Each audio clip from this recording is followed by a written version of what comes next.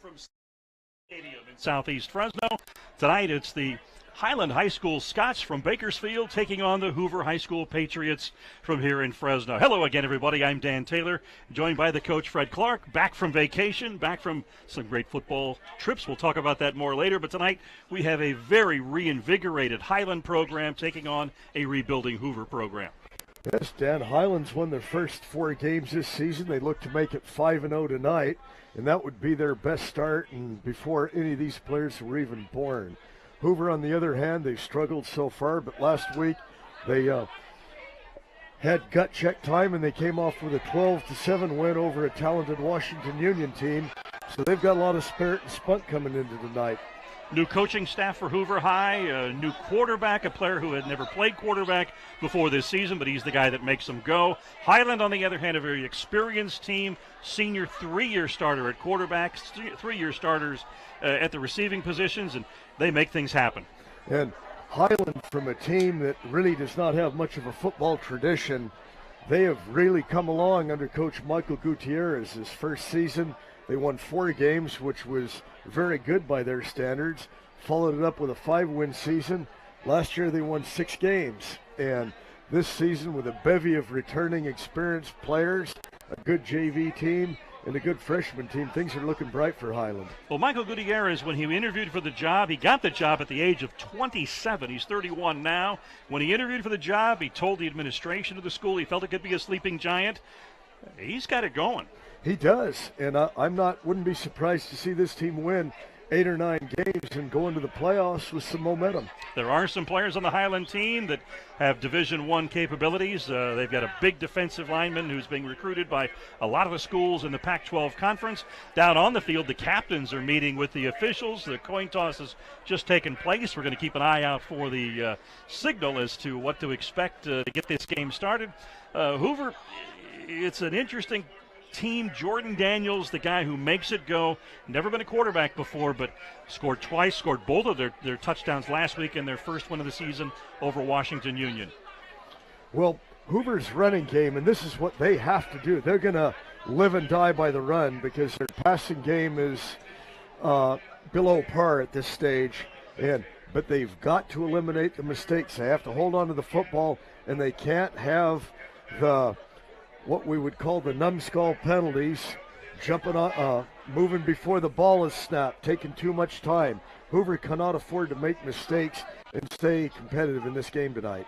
Tonight is a regional night, a special regional night. Hoover is the home team, of course, and they have invited students and student athletes from their feeder schools, Awani, Tenaya, Tioga, I should say, all to come to the game tonight. They're all admitted free if they come in their school colors. So we have a big entry tunnel out on the field to greet the team as it comes out of the locker room, and we await the national anthem and the ensuing kickoff and the start of tonight's game. I think the band's about to strike it up now.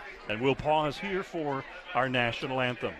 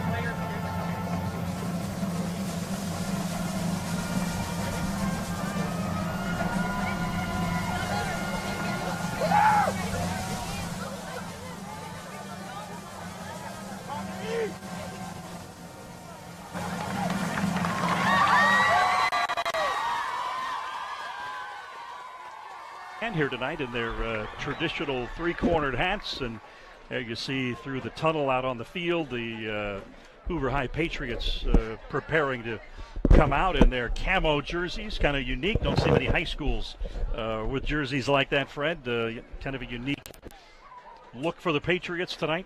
And I like that. They wear their camo uniforms. These are their home uniforms that they're wearing this season, and I like them. It's different, and I think it gives them a real good identity. Absolutely, absolutely.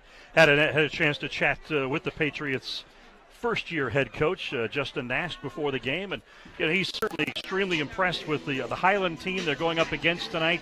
Not only their talent, but their coaching staff, and as he says, that's the type of a program that we strive to be. Where they are is where we would like to be in not too many years down the road, and that's an admirable goal to strive for.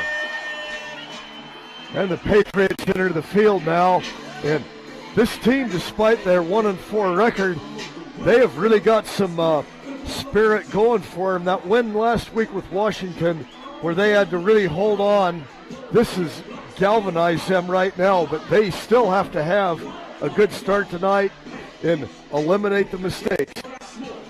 Jordan Daniels, the young man who will be at quarterback, and he will be touching the ball a lot. On the season, over 1,000 yards in total offense thus far, 612 on the ground, 404 through the air. Justin Daniels last week in the win over Washington Union, 16 carries for 128 yards, and he scored both of the Patriot touchdowns. Highland comes in, Fred, with their wins, their opener over Arvin, and then a 34-21 win at Kennedy High in Delano. They came back home in their new rivalry game that's been established a couple of years ago, the East Side rivalry, and they defeated East Bakersfield 15-7. Last week, Golden Valley of Bakersfield was the opponent, and they came out victorious 29-13. And as you mentioned, off to a terrific 4-0 start, trying tonight to go 5-0 for the first time since back in 1990. Wow. Yeah, you look at that, Dan, 27 years ago. Patriots will be kicking off.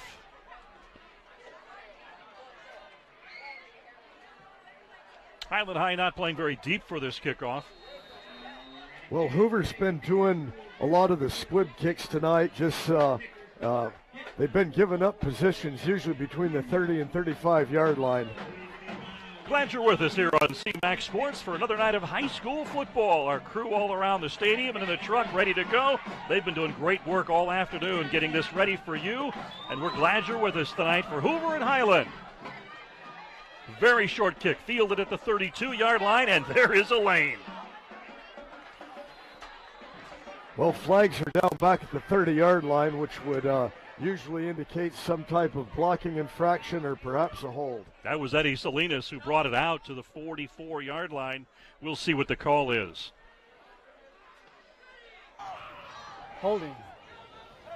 Indeed, it was a hold, Fred. That'll send it back. Hey, guys, back up. Well, a nice break for the Pates to get things started, because with the pooch kick, without the holding penalty, they were going to have the ball in amazing field position again. Zeke Arambulo is the quarterback for Highland, and he's the guy who makes it go. A 3-year starter, very impressive player. And Fred, who are our officials tonight? The referee is Sean Dietz. The umpire is Jared Chantifer. The head linesman is Otis Pierce. Line judge, Rand Dietz. And the back judge is a very ancient Don Van Galder. Oh, my goodness. Brownie Van Galder, the former University of Utah and NFL Cardinals quarterback. Great guy. Great to see him out here in the striped shirt officiating. Out of the shotgun. Arambulo's taken off, and he's brought down. Good penetration by the Pates defense. Defensive backs had their assignments down. Maybe a loss of a foot on that sack, but enough to give him the sack. Justin Nash working his way up and down the sideline, encouraging his players. Second down at 11, ball sitting on the 20-yard line.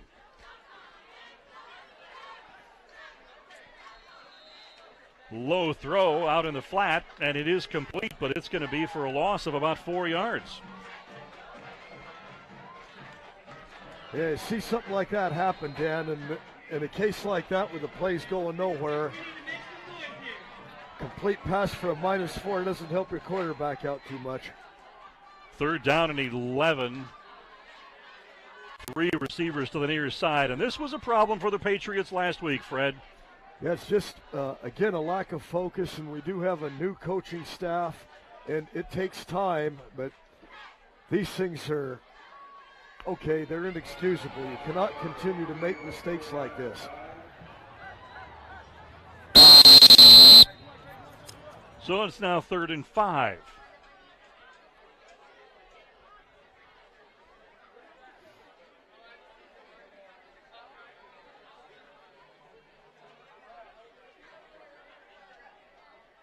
Three receivers now to the near side. Perambulo with a very quick release. That's Salas, who's got some blockers, and he's got a big 1st down.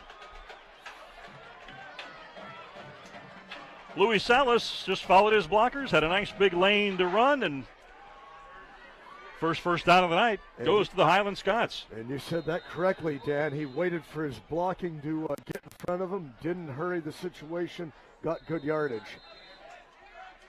And the Scots moved. Well, that's what senior experience does for you. Yeah. You don't get anxious. You don't try to make something out of a play before it materializes. You stay patient, follow your blockers, and let them lead you. And this is a product of good coaching, sound fundamentals, and repetition. So repeating the 1st down, but 15 yards to go. Fakes the handoff. Juggled, but hauled in for the catch at a gain of about 5 yards out there, and we've got a penalty flag flying.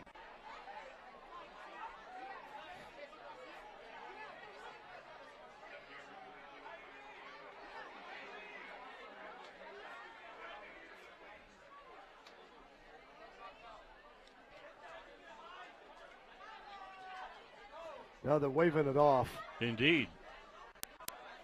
Well, Arambulo on the season, 43 of 57, 471 yards and 5 touchdowns. Now they'll bring in another quarterback, generally in wildcat situations, Cade Sakamoto, and he has thrown for 2 touchdowns thus far this season.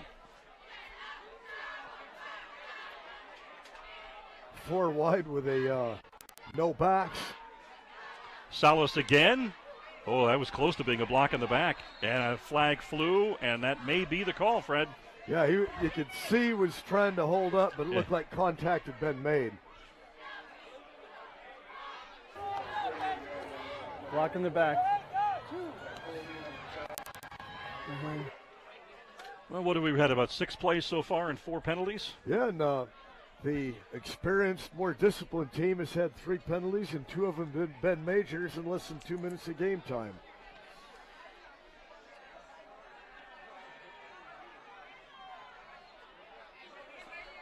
So it brings up 2nd down and 15, ball resting on the 37-yard line.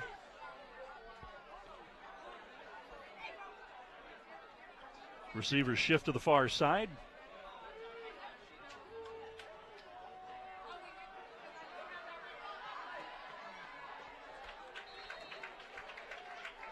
Pass complete to Louis Salas once again, but looks as though he loses. Well, looks like they're giving him a credit for a yard. Thought he may have gone down a little bit behind the line of scrimmage. Yeah, it looked like he slipped just trying to make his cut, but I don't think he was going anywhere on that play. Big play here, 3rd and 15. 3rd and 14, actually, from the 38.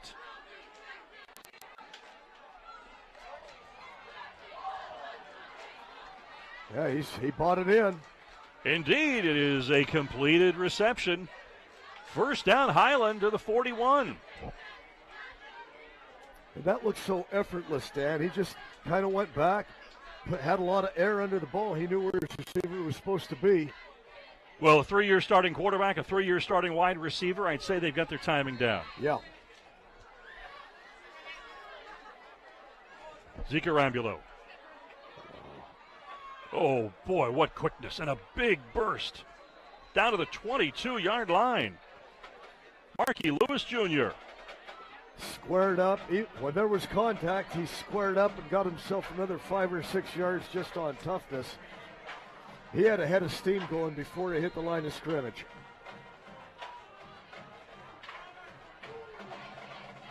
So the Scots now deep in Patriot territory. Give goes again to Marky Lewis Jr. Spins his way down to the 17-yard line. And Highland's really using the change of pace from going from a passing game. The last two have been runs, and they're doing a good job right now confusing the Pates defense. Well, they're tiring them out, too, getting up to the line of scrimmage very quickly. The fake, the throw, the touchdown. First touchdown of the night, Highland on the board.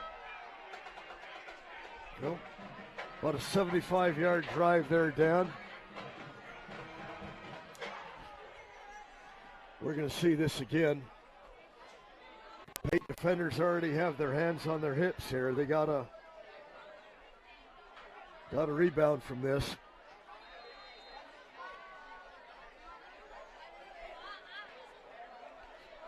Leo Robles does the kicking for the Scots, and his extra point attempt splits the uprights. And Highland, with 8:43 to play here in the first quarter, sits on top of the Hoover High Patriots by a 7-0 score. Dan, that was a nice drive culminating by this. We're going to see it again, I believe, here. Yeah, no, maybe not. But Highland had a real good mix.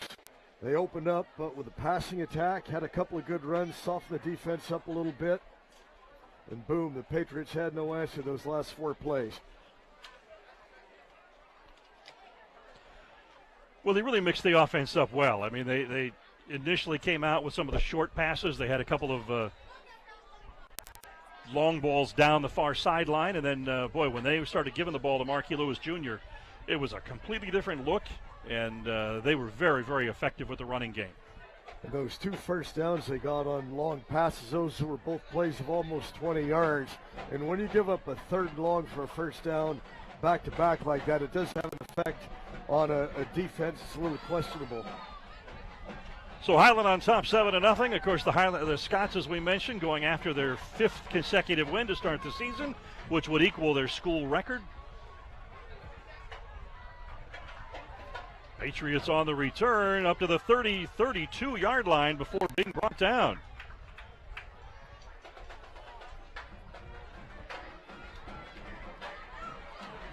Well, we're going to see now.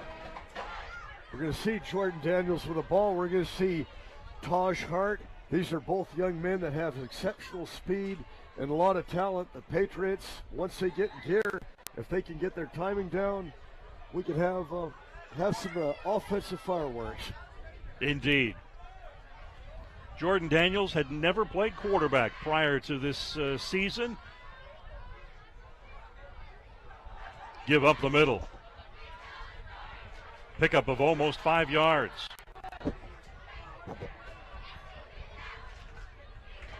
But Jordan Nash, when he realized what he had to do, talked to former Hoover coach Pat Plummer, talked to former Clovis coach Tim Simons and Clovis North coach Tim Simons, talked to a couple of mentors in Southern California, and he reshaped the offense from what he'd like to do to a system that would work well for Jordan Daniels. And I applaud that change. Daniels caught behind the line of scrimmage, evades the first tackler, not the second tackler, and he is going to go down for a loss of about 10 yards. Well, I'm not going to say it was a disastrous play. He held onto the football. He looked like he might lose it for a while.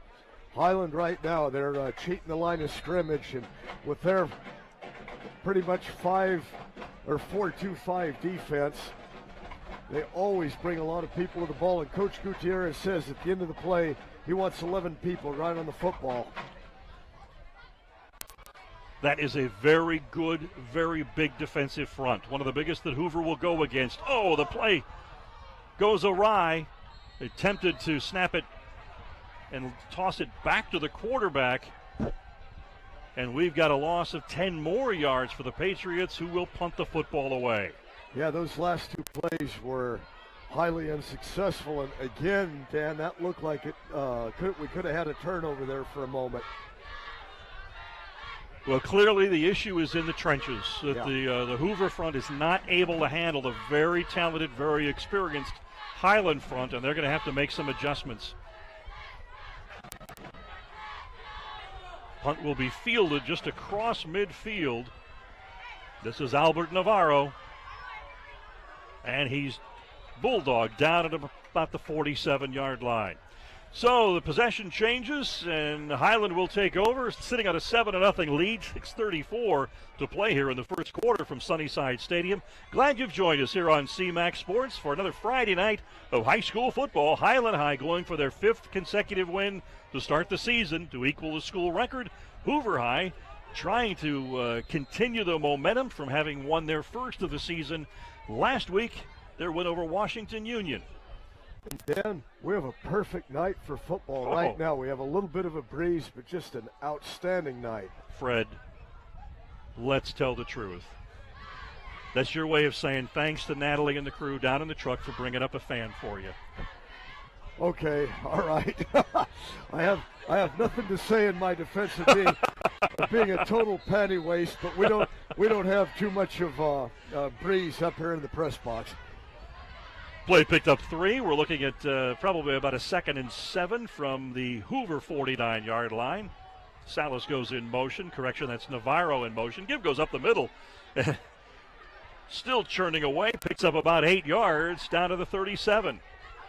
And Marquis Lewis, he, like you said, Dan, he's churning up yards, and that's just what he's doing. Those legs just kept on moving until he came down. And Highland is showing the Patriots different formations constantly now. He is very tough to bring down. 1st and 10 at the Hoover 39. Give again to Lewis. Cuts back. Picks up 5. And the Pates did a good job on defense, but how demoralizing is it when you do a good job, you keep your assignments, and you still give up 4 or 5 yards? It's very difficult. Give goes to Lewis once more. 1st down. Flung to the turf at the Hoover 25.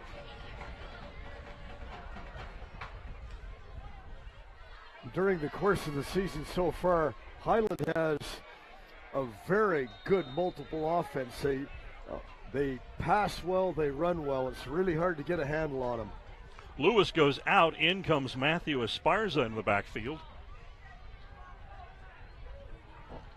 Deep ball for the end zone. Deflected by the Patriots. Incomplete. Patriots got a break. It looked like they had a little bit of contact before the ball got there, but 2nd and 10. They'll take it.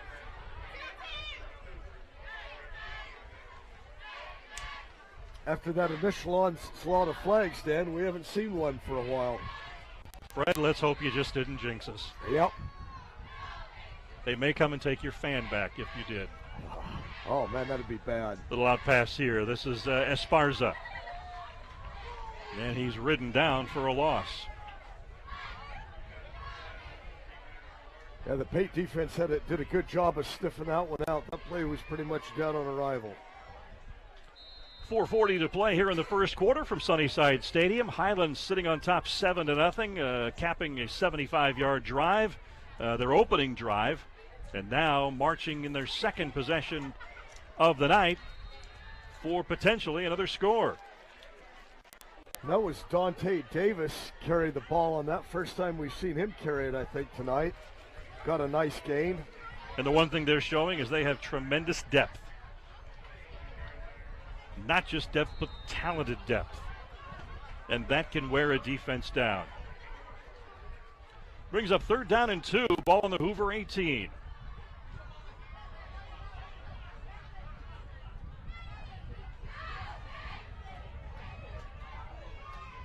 Quarterback brings it down, keeps it. He's got the 1st down and more. Brought down near the 5-yard line.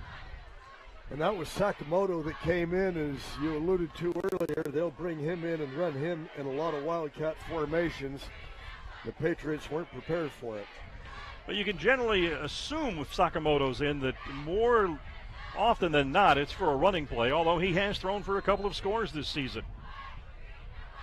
Sakamoto remains in the game. Gives it. Lewis inside the 5.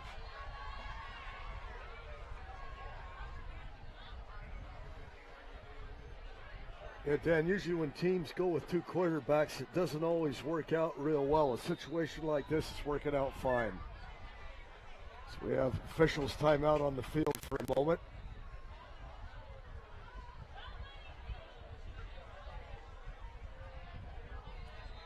And that was a quick one. 2nd out and 4 from the 4-yard line. Give goes to Lewis. Lewis punches his way in, and he's over. Haven't seen a signal yet, but half of Lewis is lying in the end zone. There goes the arms in the air, and it's a touchdown for Highland High School. Yeah, there was no doubt about that from up here. As soon as he got to the 2-yard line, you knew he was making it in.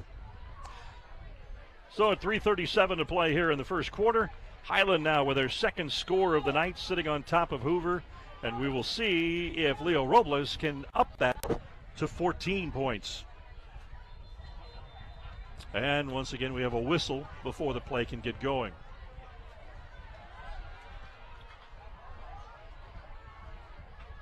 Offside on the Pates.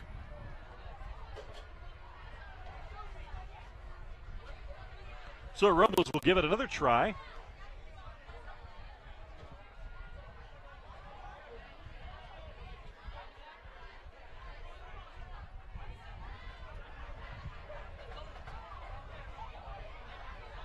Penalty declined. I guess they had to double check that quickly. Well, that does make sense.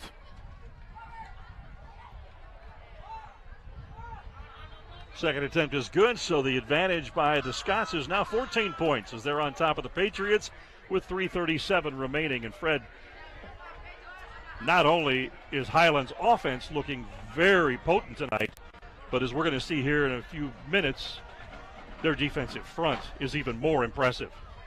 Yeah, they have some size. They have plenty of athleticism. Here's the touchdown again.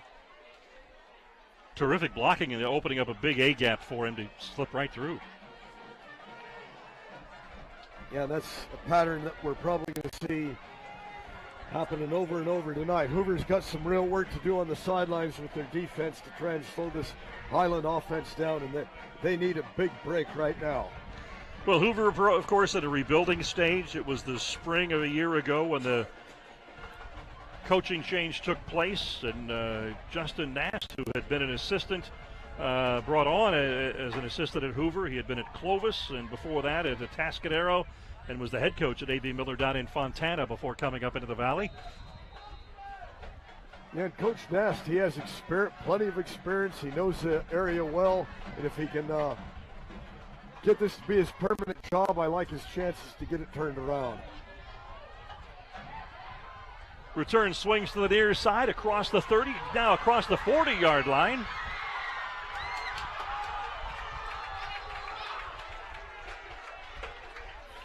Out across midfield. And Hoover will begin their second possession of the night from the 45-yard line of Highland. I like the pursuit. Number 17, Zeke Armijo, made the tackle, just kept following the play and was able to, instead of giving up after he was initially missed out, followed the play, made the tackle. You like to see that type of hustle. Absolutely. And the Patriots, it's good field position for them with their second possession of the night.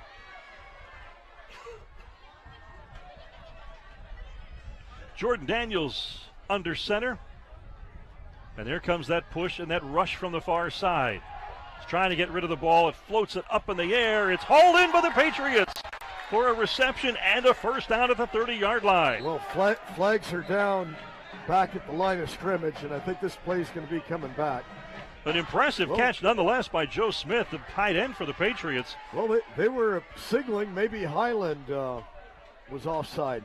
Let's take another look at that, because Jordan Daniels was running for his life. He was really under pressure. But you look at the great leaping effort. Nice concentration there. Oh, Joe Smith did a terrific job to haul that ball in.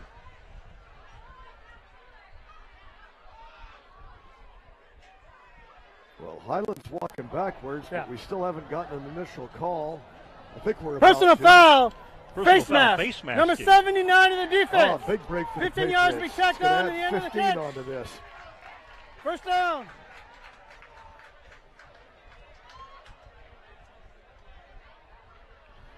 Takes it all the way down to the Highland 15-yard line for the Patriots with a first down. 3 minutes and 11 seconds left in this first quarter.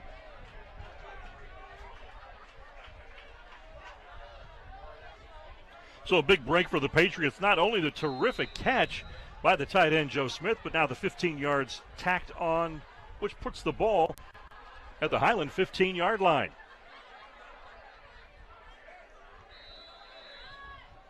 Not looked like Hart, and I don't think he had any running room whatsoever.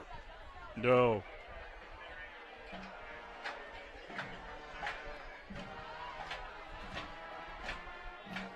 One thing about these camouflage uniforms the Pates have, it makes it difficult to pick the numbers up. Fred, you got to use the binoculars.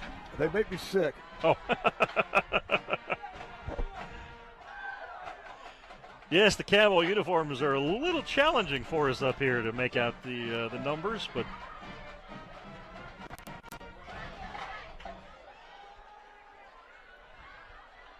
Nico Vargas, the up back, and this goes to Taj Hart, who takes it down to the 9-yard line. Good initial burst by Hart. He's very good at running between the tackles. He doesn't have amazing size, but he does have good blasting power. Well, you were impressed with him last week. Yeah, last week and last season he showed a lot of potential. I like it when the ball's in his hands.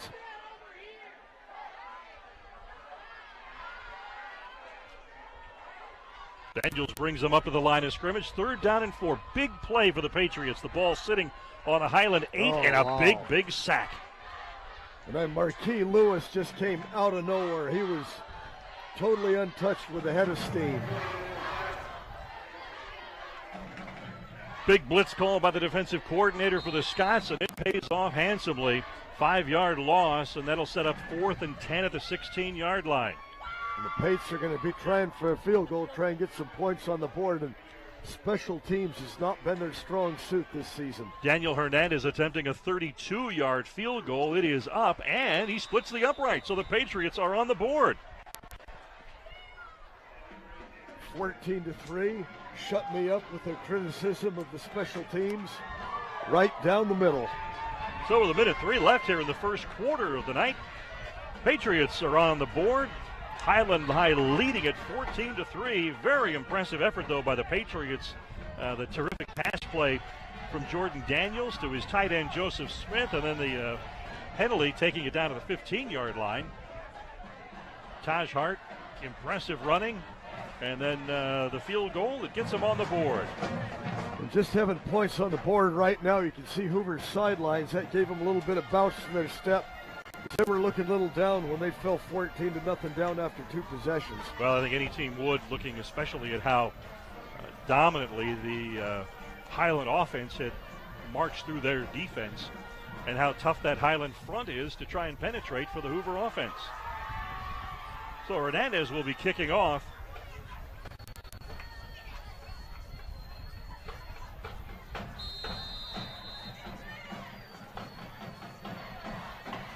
We not only have the Hoover band, but we have a couple of middle school bands over there helping out with the noise.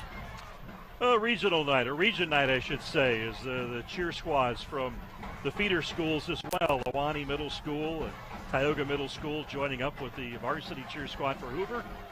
Short kick comes to the near sideline, and Scots will let this one roll out of bounds. I'm saying this till you get tired of hearing it, Dan, which may be too late now, but I do not like the pooch kick. Can't disagree with you. Can't disagree with you, Fred. Just over a minute to play until we have the end of the first quarter.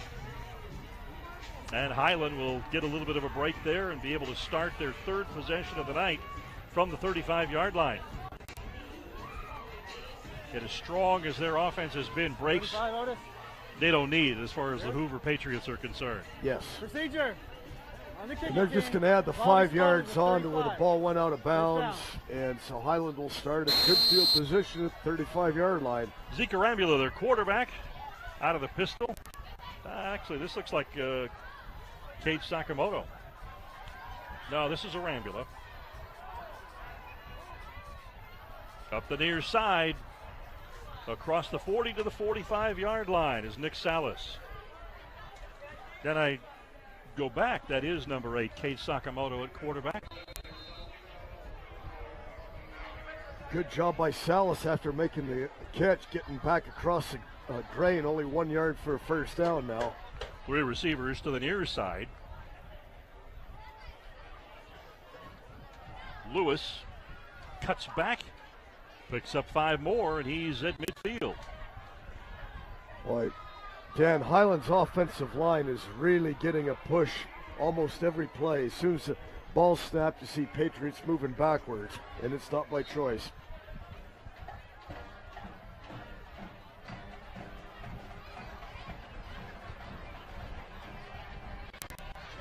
Four receivers to the far side as the clock is at 13 seconds and counting up to the end of the first quarter. They get that one off just before the end of the quarter. Sakamoto over the middle, completed.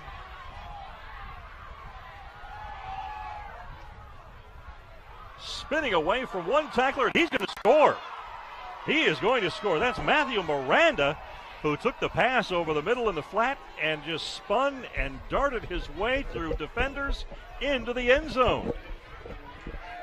Okay, Dan, if we see that on replay, which we're about to now, this is some tackling that you would not be teaching at a clinic. Arm tackling up high to a big man.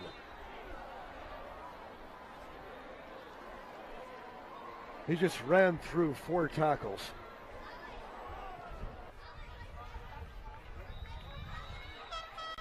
The kick is good, and with no time left in the first quarter, Highland has a 21-3 lead, Dan. I was just letting you take it, Fred. Yeah. I figured there was a lot more that you wanted to say there. Well, these young men, they're in high school, so you can't get too critical of them. No, you're absolutely right. But you see so many players tackling up high these days. You see it at every level, and they've gotten away from the basic fundamentals of wrapping guys up down low. You can't run if someone's got you by the ankles. Yes, and we just saw that little pass that Salas took and came back across the drain on, and it was the same thing.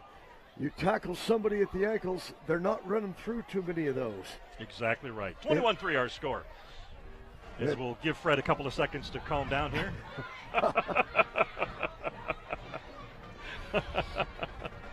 Teams will switch ends, and Highland will be kicking off to the Patriots, who hope that their third possession can be productive.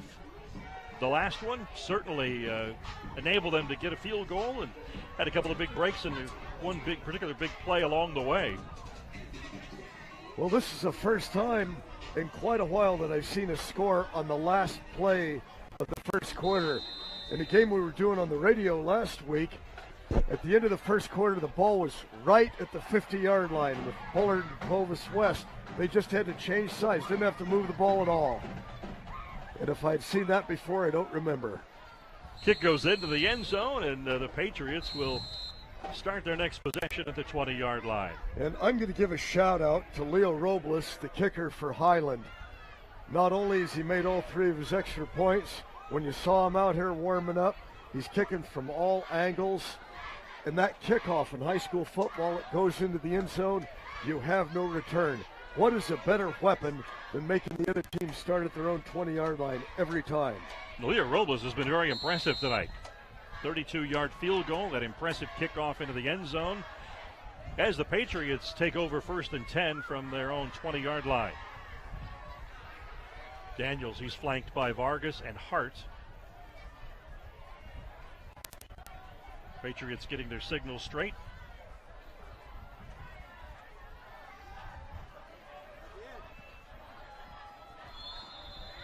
Daniels runs out of bounds at the 22-yard line.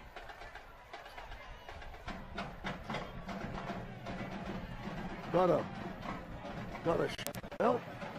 he got a little bit more yardage than I thought he did on that. I was kind of concerned about the way he was holding the ball there. I've been waiting for 5 minutes for you to say that. It's just not like you. I had to spit it out. 2nd and 3 from their own 27-yard line for the Patriots, and you got to wonder if that might be something we see Jordan Daniels do a lot more of, just take off running with the football. Give goes to Vargas, picks up about 2, back to the line. Well, did he get across the line of scrimmage? No, I think he got back to the line of scrimmage. And maybe got a yard on top of that, but I'm going to defend that one. When you're going with a primary running game, you have to use the quick hitter once in a while. If you don't have a dive play, those are what really makes an option work, is when you have an effective dive play and you have to keep the defense honest. Well, the Highland linebackers crept up opposite the tackle, so that left that gap open for the dive play. So it was a good read on the part of the Patriots. Quarterback keeper to the far side, gets tripped up and does not get back to the line of scrimmage on that play. We talked about this earlier. Highland going to the ball. By the time he went down, there were 9 Highland bodies within 5 yards of the football. Oh, there's no denying, Fred. That's a very well-coached team. They're a very disciplined team, very well-coached team. And as we said at the beginning of the telecast tonight, this is a very senior-dominated team. Their key performers at their key positions have been starters for 3 years. The Patriots are back to punt. Once again, the punter's a little bit too close to the line of scrimmage and the long snapper than I'm comfortable with. Well, it seems they're a man short and a little anxious to get somebody on the field before they get this play going. That doesn't make me too comfortable either. Not at all. And the Patriots took too much time.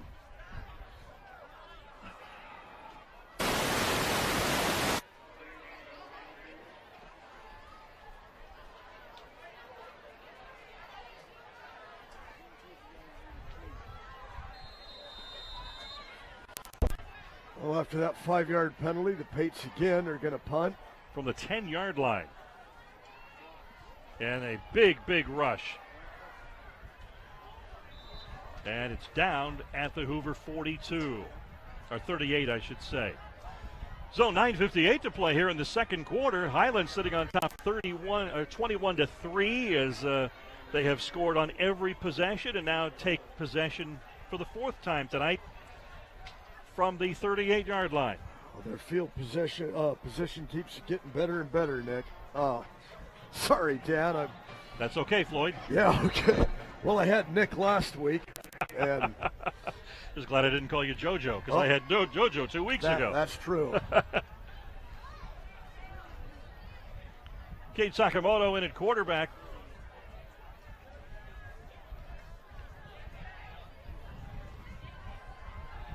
Going to the air. Over the shoulder catch for a touchdown. Noah Ramirez with an over the shoulder catch with a defender all over him. And the Highland High School Scots are on the board once more. Ramirez showed the concentration. A lot of times in a position like that, you'll see the receiver alligator arm it, and he laid out for it. I think it surprised the Hoover defense. But I think you're right. Boy, he threaded the needle on that one, though. It was an outstanding throw. And the receiver did a nice job bringing that ball in.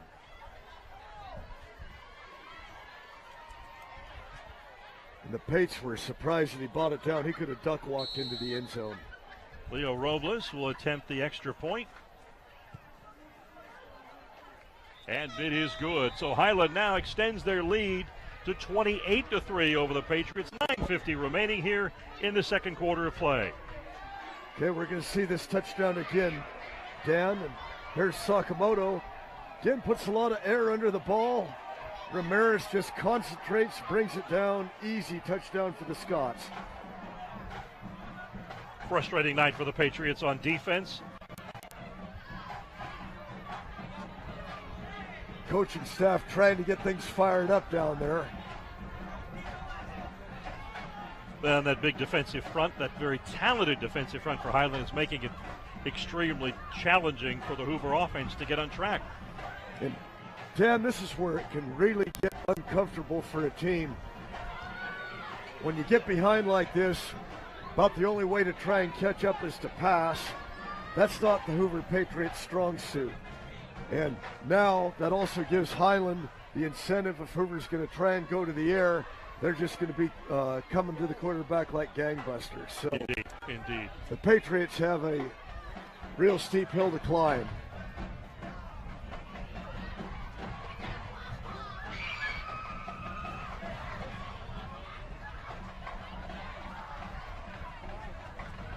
We must have had a penalty on the Patriots at the end of that play, Dan. Unsportsmanlike conduct. They're going to be kicking off from the 45-yard line. That's going through the end zone. And Robles kicks it out of the end zone. Patriots will start their next possession from the 20-yard line. Highland High sitting on top 28-3, 9:50 here in the second quarter until halftime. I'm Dan Taylor. With me, the coach Fred Clark. And Fred, we're seeing a very impressive effort out of Highland High School as they go for a school record-tying 5th win to begin the season. Yeah, I don't think it's going to end with 5 wins the way they're playing tonight. Now, coming up here from Bakersfield, they got off to, it seemed like a little slow start with 2 major penalties in the first 4 or 5 plays, but they've rebounded very nicely. Very different look now for Hoover as they've got Jordan Daniels in the shotgun. Highland showing blitz. Ball is loose on the ground, and it looks as though Highland is all over it, and they have recovered it at the 3-yard line. It almost looked like they were going to pick it up out of the air and take it in, but I don't think it's going to be too much of a delay. Let's see this again. Looked like a very high snap. Well, we just saw the end part of that. So the ball spotted at the 5-yard line where Highland will take over, 1st and 10. And it appears Cade Sakamoto is back in at quarterback for the Scots.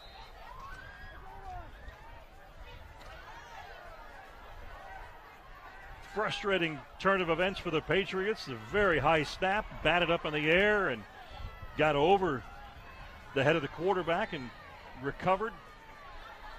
Give there to Markey Lewis Jr. Patriots indicating they have successfully kept him out of the end zone, but we're waiting for the official call from the officials. That took quite a while, didn't it? It really did. Well, we saw the end of the turnover one more time. There goes Lewis to the far side, brought down just shy of the goal line once again. Lewis already with 1 touchdown tonight, and he has run very effectively for the Scots. That's second play in a row. The Hoover defense really stiffened up here. See if they can do that for another play or two. Ball near the far hash mark to Sakamoto in the shotgun. Gives to Lewis, cuts back, and he is over. Markey Lewis over from a yard out for the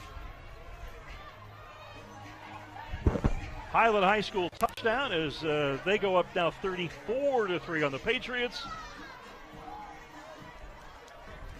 And Dan, somewhere in this stadium, we may have a, how can we say, marginally obese lady getting ready to sing. There we go. In this politically correct world. Yep. Modify the age-old. And first big mistake for the Scots tonight. The extra point was missed. So a little bit of a break for the Patriots, who will take over, who will field the kickoff upcoming.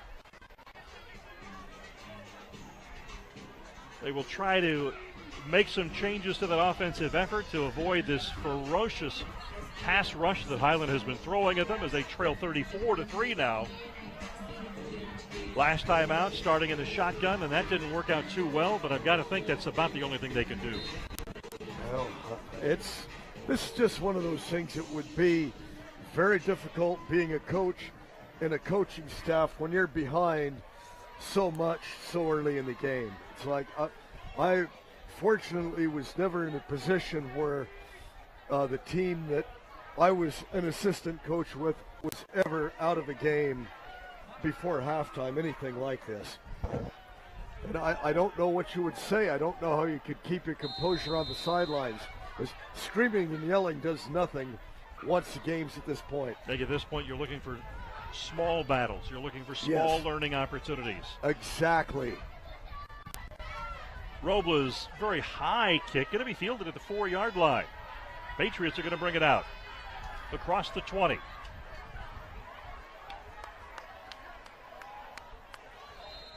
Play will be whistled dead at the 25-yard line. So the Patriots will start 1st and 10 at their own 25, trying to develop a drive and get more points on the scoreboard, trailing 34-3. The undefeated Highland High School Scots. And Dan, you said something that was very profound just a moment ago, and I know that surprises you a little bit. It does, very much. But you have assistant coaches right now, you know, your position coaches that need to tell your players, okay, play every play like it's still the first play of the game. Get better each play you make. Make this an individual battle. You're looking at blocking schemes. You're looking at route running. You're looking at how to respond when a play breaks down. You're looking at little things that could come into play once you get into league play. And there we go again. Another blown snap. Rolls inside the 5 to the 3-yard line. In the end zone, rolling around now. Highland indicating it's theirs, and the official signals a Highland touchdown. 2 plays, 2 Highland scores. Fumble recovery recovered in the end zone. And Dan, I don't think Hoover had a plan B going into a shotgun. I mean, if you can't get the ball to the quarterback, stay with what you're doing. That 2 plays, 2 Highland scores. Robles will attempt the extra point. Now their snap is muffed. Sakamoto on the run. Pass is incomplete. And we're looking at a 40-3 ball game. No, we had flags down here. Okay, they're waving the flag off, I think.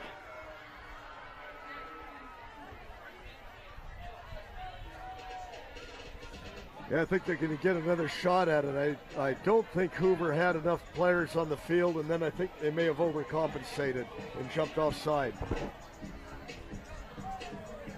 They were clearly trying to get a man on as the ball was snapped. Not sure if he got on in time. On sides in time, I should say. So that'll give Highland another opportunity. Scott sitting on top 40-3 with 8:18 to go in the first half here.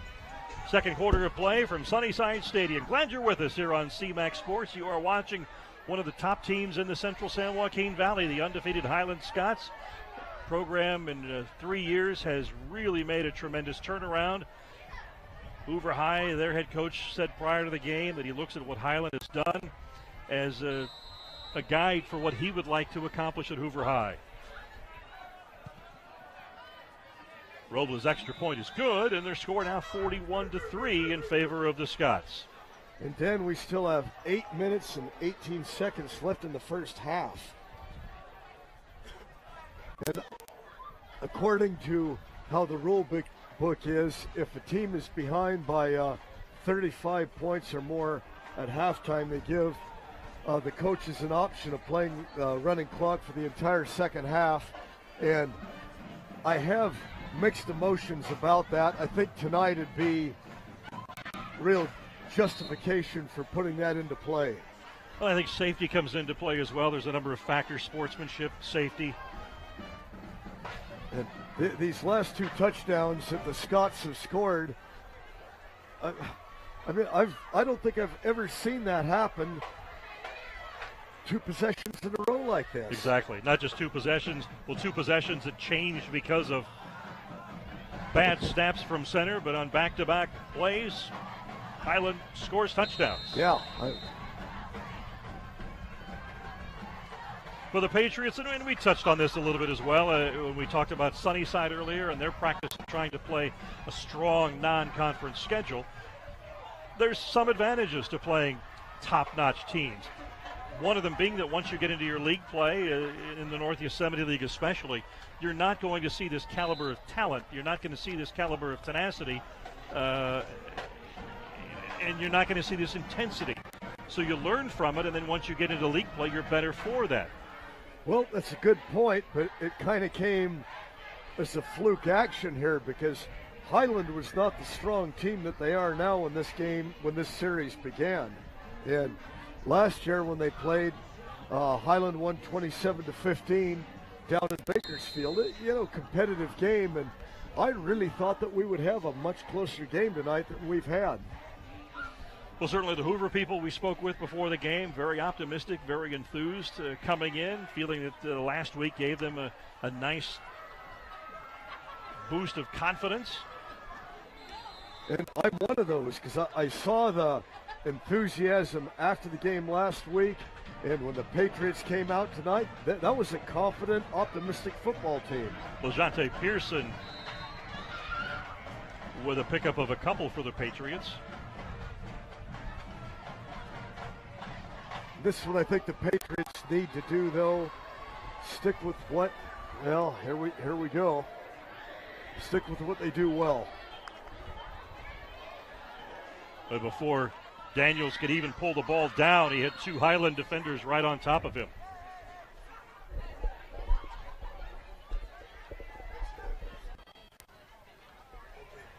So the defensive pursuit is relentless for Highland, and that is causing the Patriots all sorts of problems on the offensive side of the football. Jordan Daniels, before he even tried to bring the ball down, had two defenders right on top of him and was flushed from the pocket and running for his life. Lost about two, brings up third down. Scoreboard says 10, but looking at the markers, 11, maybe even 12. That's what I'm going to go with. Quick out. That's his big tight end who made the terrific catch earlier, but he's brought down across the 25-yard line, well short of the first down. And we had an excellent textbook tackle there. We had one man hit him low, and then somebody else hit him high. Patriots forced to punt the football away as the punting unit comes onto the field here. 6:22 remaining in the second quarter of play.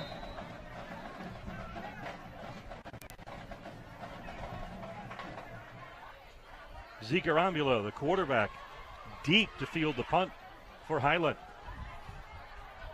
Oh, boy, did he manage to get that away. I don't know how. Arambula loses the handle of the football. Patriots pick it up.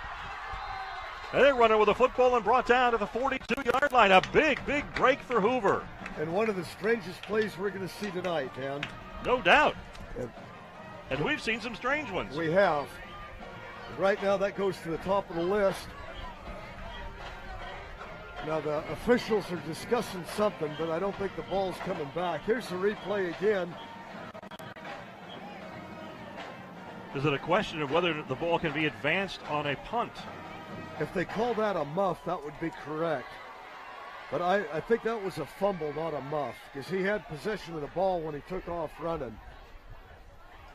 A very ill-advised decision, but now the Patriots, for the first time tonight, have the ball in Scott territory. Well, it was almost a miracle that Daniel Hernandez was able to get that punt off because he had men on top of him before the ball was even in his hands. Well, and he's only standing back about 11 yards from the line of scrimmage, and that's going to be a disaster every time.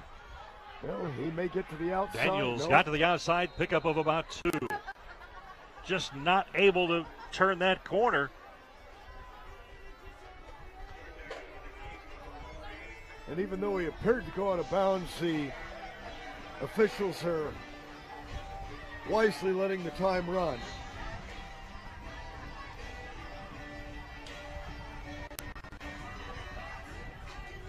Brings up 2nd and 9. Ball resting on the Highland 41-yard line.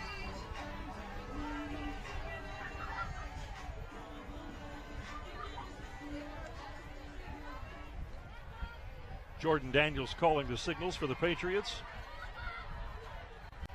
Goes to the air, but throws behind a wide open receiver, his big tight end, Joe Smith. And Dan, watching the defense of the Highland Scots, you can see every player just mentally making decisions before the ball snapped. So really fun to see stuff like this. This is an impressive team to watch. A talented team.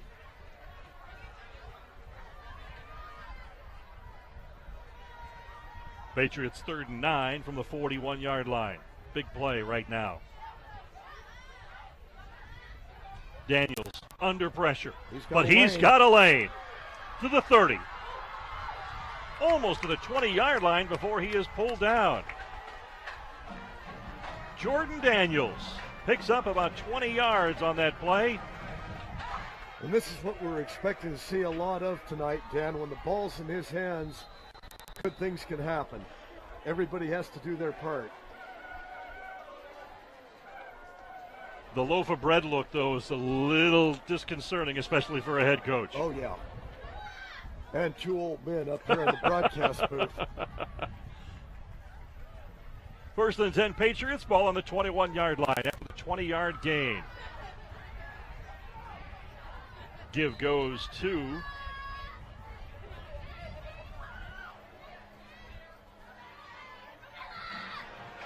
that was Pearson. Okay. The camo unis look great, but they're a challenge for a broadcaster. One of the Bullard Knights set of uniforms is like that too. It's really difficult.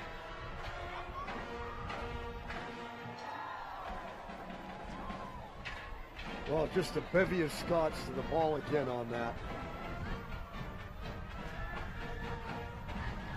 2nd down and 9 from the 20 for the Patriots. Scots are coming. Airs it out for the end zone. His big tight end pulls it down. Incomplete. Incomplete pass. Let's see that. Hopefully we'll have that on a replay because, It looked as though Joseph Smith pulled that one down, but apparently not.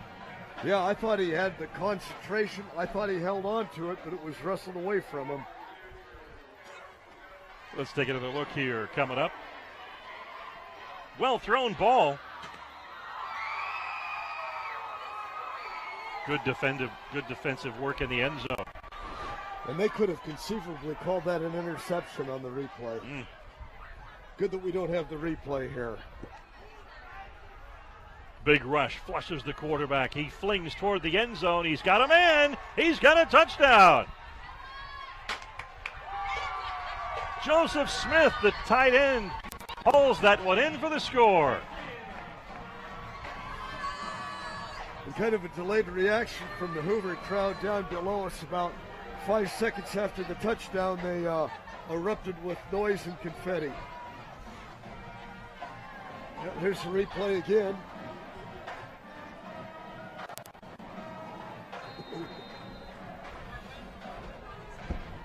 Terrific catch, terrific presence of mind as Joseph Smith keeps his feet in bounds. Extra point is blocked.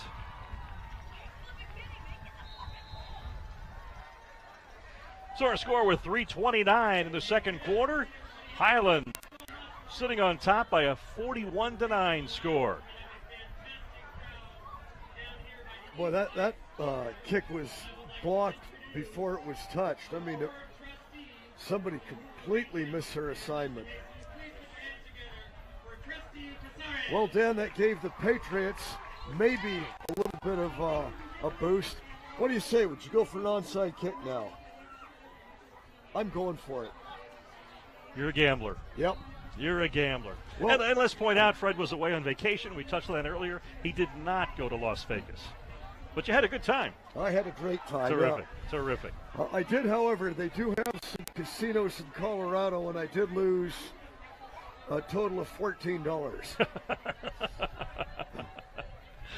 Glad you had a good time. Yeah, that's terrific. Saw some high school football, some terrific high school football. Yep. And I saw the couple of Broncos games. Yep, I saw the Clear Creek Gold Diggers before, maybe 1,200 people, and then two big crowds down in what do they call Sports Authority Field still for now in Denver, and what an amazing atmosphere all three of those games were. That's great. That's great. A little bit chillier back there, though. I can imagine. Patriots to kick off here, trailing 41-9, 3:29 to play here in the second quarter. And once again, short kick. It's going to be fair caught and dropped at the 31-yard line.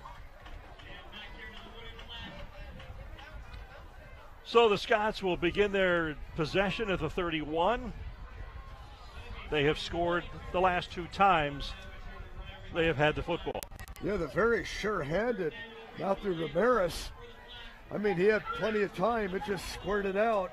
And Highland has the good hands team out, it seems like, all the time now on the kickoffs.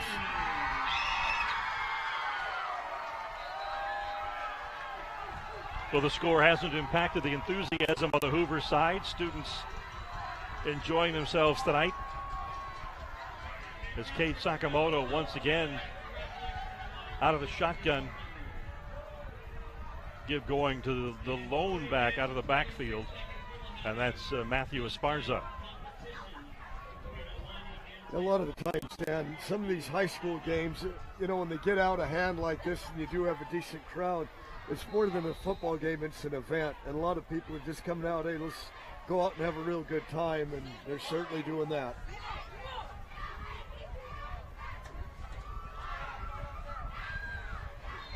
Quick pass to the near receiver, Noah Ramirez, complete across the 35-yard line. Ball spotted just shy of the 37. 3rd down and 6 for the Scots.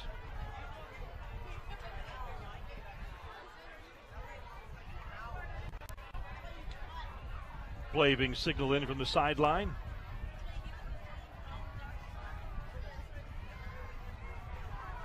Give and the run going right up the middle for a gain down to the 48-yard line, which is enough for the first down. And Correction, 46-yard line. Sakamoto held the ball long enough to freeze the Hoover defense. Nice run. Oop. Now the high snap is on the Highland side of things, and Sakamoto wisely just dives on top of the football at the 36. And Sakamoto kept his head about that instead of trying to pick it up and run. Just bought it back. Hey, take the long game. Very smart decision. Yeah, take the long loss, but you still got the football, and it's only 2nd down. 2nd and 20 from the 37. Davis, the lone setback, alongside Sakamoto. Looking for a receiver, flushed from the pocket. 2 Hoover defenders right on top of him. First sack of the night for the Patriots. So Sakamoto's pulled down at the 31-yard line. And Hoover's actually controlled the last 5 minutes of this football game, Dan. See, that's building on something.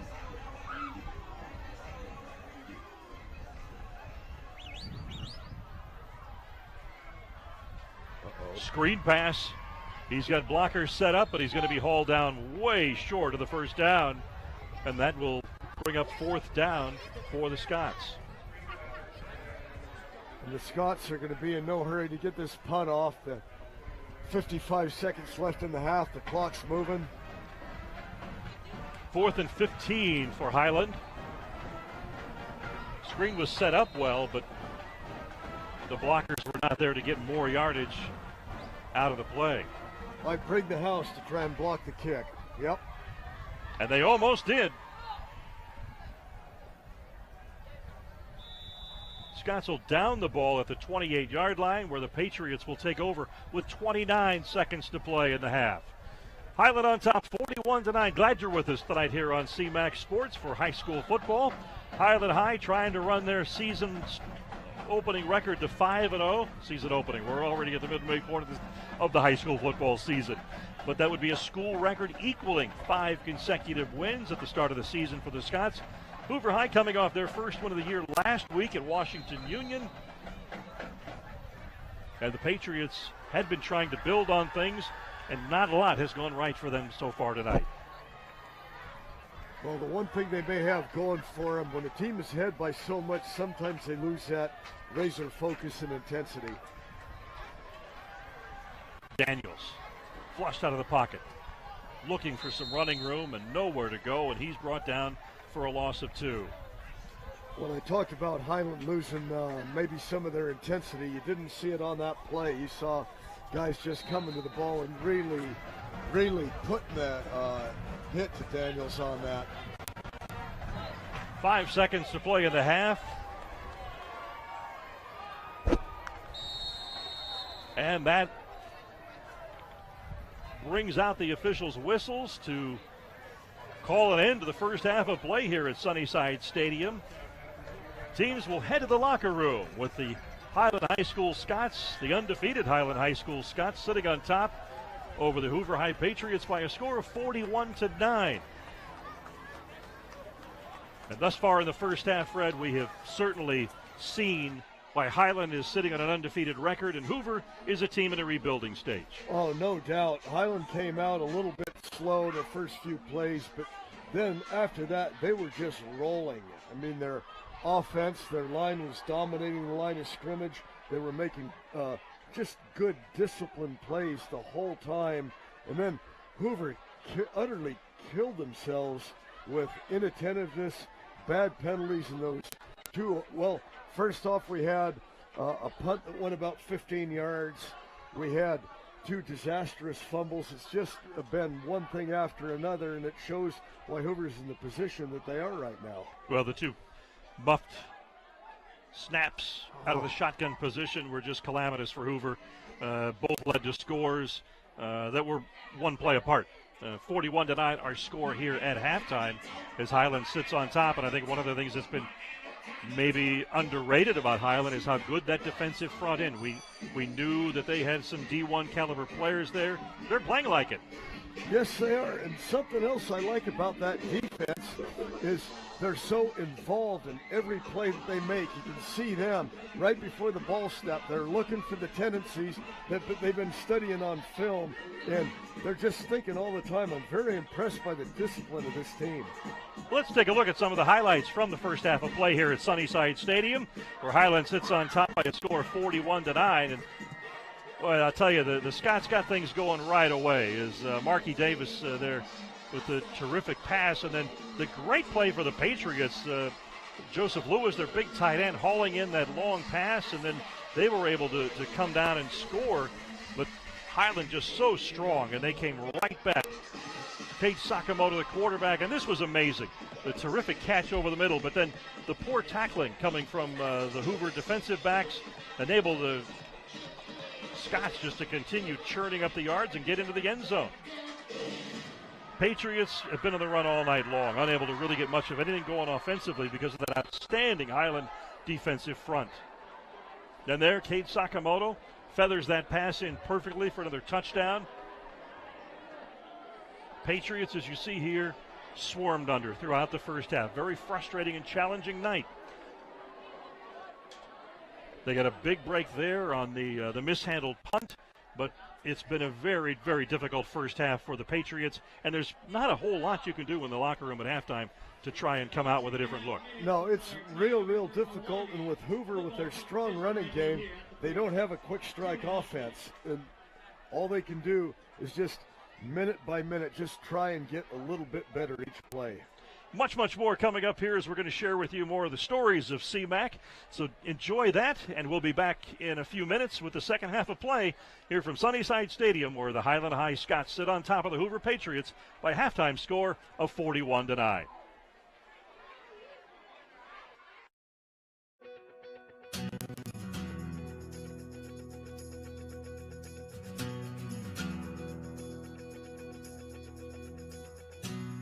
CMAC. We establish, we move, don't play out one. Eat. We're going to score, we're going to go east. We're going to be patient.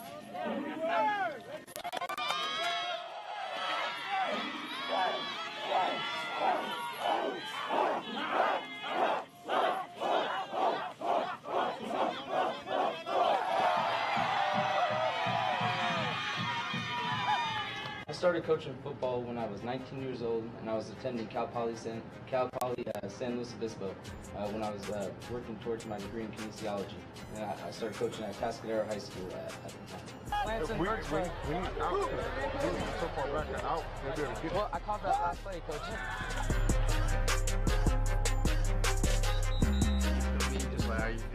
I'm actually an official leader. You know what I mean? I get not only am I a vocal leader, but I show how to lead through my playing. You know what I mean?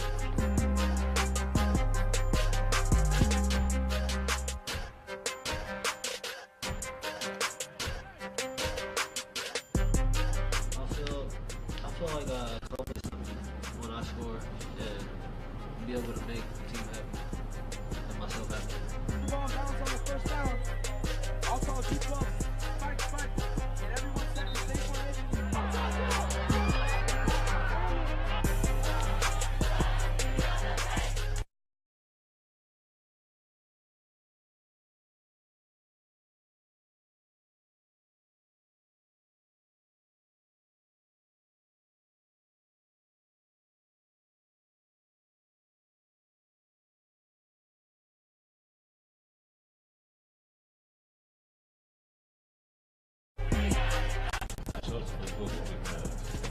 it's saying the rest of the sport and like the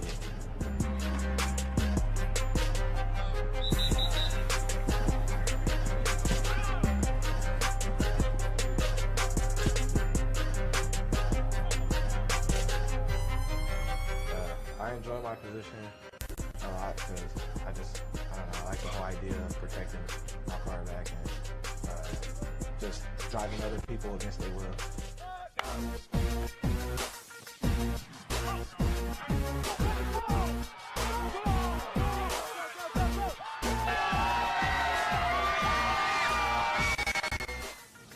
When I first became interested in football, about 9 years old, I saw my cousin play.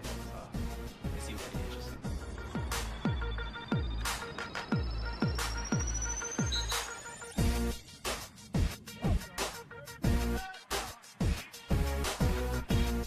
I started playing football when I was about 6 years old.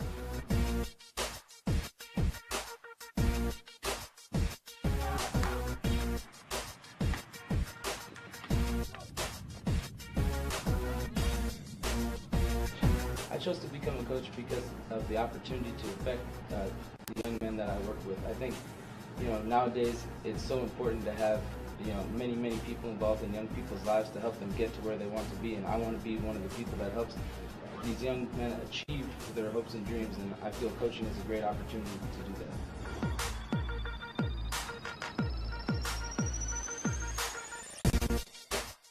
Stand back. Are the corners coming down hard? Okay, never mind. Okay, here we go. Hey, here we go. Hey, we need a big play right here. You understand? Let's get some. Yeah, definitely. As a captain, here actually helps a higher standard than you are if you're just a player.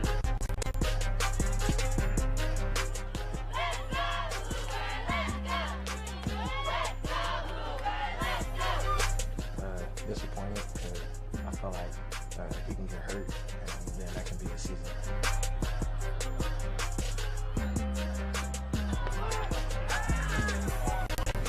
Tell them how good they are, what they're really best at, what position they're playing at, how they really get at their positions. That's what they're playing.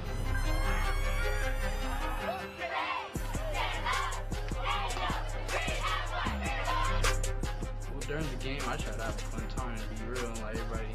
Most football players just serious and stuff. I like to have fun. But if I'm doing a bad job, I'm not. Usually I'm doing well. You ain't gotta hold them, you just drive them inside because the player's outside. Don't just sit there and do that.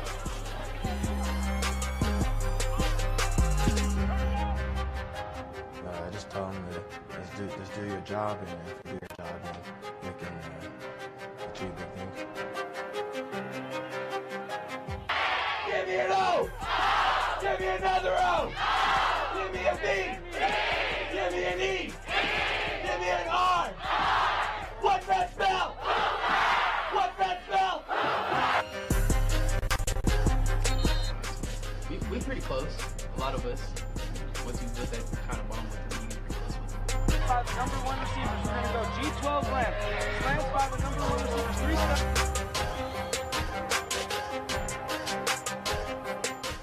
how do I feel? I feel nervous. I'm shaking. I feel I'm mess up. But when that ball snaps, all that stuff goes away. I just I tell them what I expect of them, and if there's anything less than that, that's unacceptable, and we gotta go. When we prepare for games, it is a very detailed schedule. It starts on Sunday with my coaches. My coaches come in every Sunday. We put in about 12 hours worth of work where we break down the opponent's film and create tendencies and scouting reports for my players. And throughout the week, we take those tendencies and plans that we created on Sunday and give them to them in the form of film, in the form of handouts, and also in the form of questions and small tests throughout the week, just to make sure that they're on the same page with each other and so they know what they're doing on Friday night.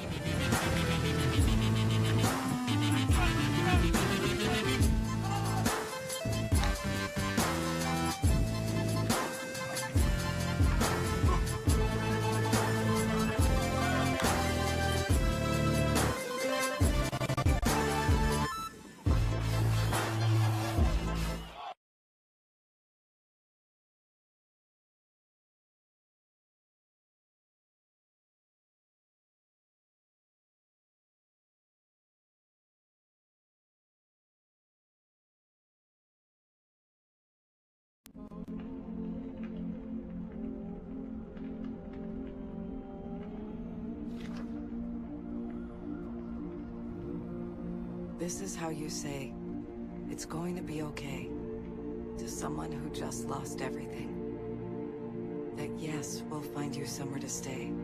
And yes, your children will have breakfast. Every 8 minutes, the Red Cross responds to a disaster and makes this promise. Help us keep it. For more than 100 years, American Humane Association has been teaching kids to be kind to animals.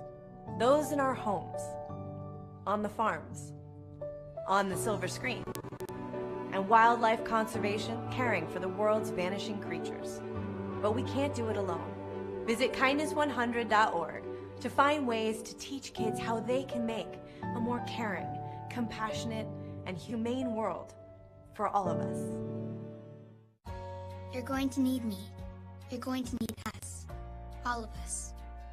You're going to need our help with your water, your air, your food. You're going to need our determination, our compassion.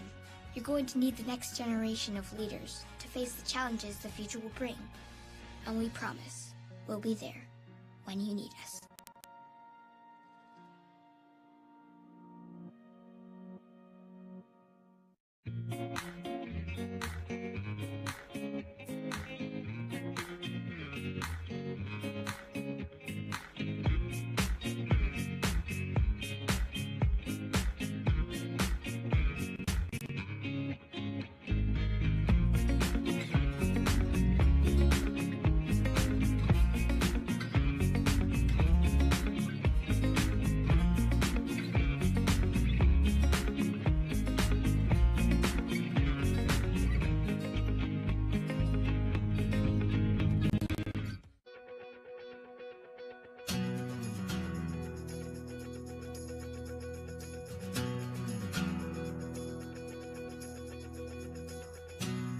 CMAC empowers the members of the community to tell their story by offering them the opportunity to learn how to use video equipment, how to use the facilities we have to offer. CMAC is an organization that is devoted to allowing people to tell their stories. 99% of those organizations and individuals that have stories to tell have never been able to do it because they couldn't afford to. Now they can. CMAC empowers members of the community by offering them the opportunity to learn how to use all the wonderful equipment that we have available for them.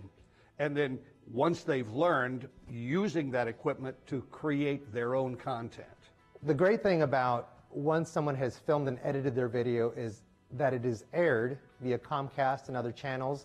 And this gives Arte Americas the opportunity to connect with outlying communities, people who may not have a chance to discover us any other way. To see something that you've actually produced on a channel is fun for the first time, especially if you spent a lot of time with it. And it does take time to learn the programs. Because you hear it all the time as a producer, we can help get you out there.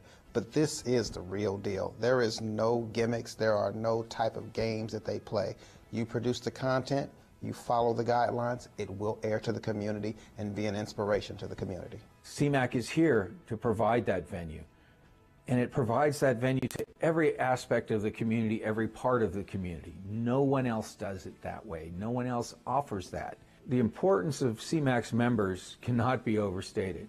CMAC is its members. We've trained hundreds of people, and we've already seen hundreds of stories, and the results of those stories are being felt in numerous ways. I got involved with CMAC because a friend of mine already belonged, and we volunteered to film a fashion show.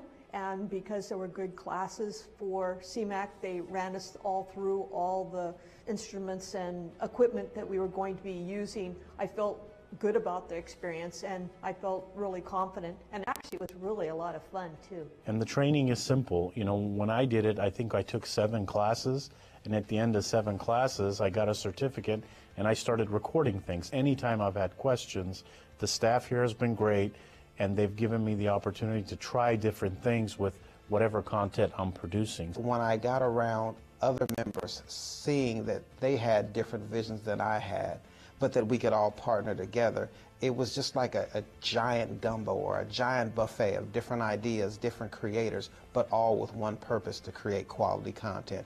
You can't do it all. You can't be the man in front and behind the camera for every production. CMAC needs volunteers because it's a community-based organization, and the more volunteers you have, the higher quality of production you can achieve in your program.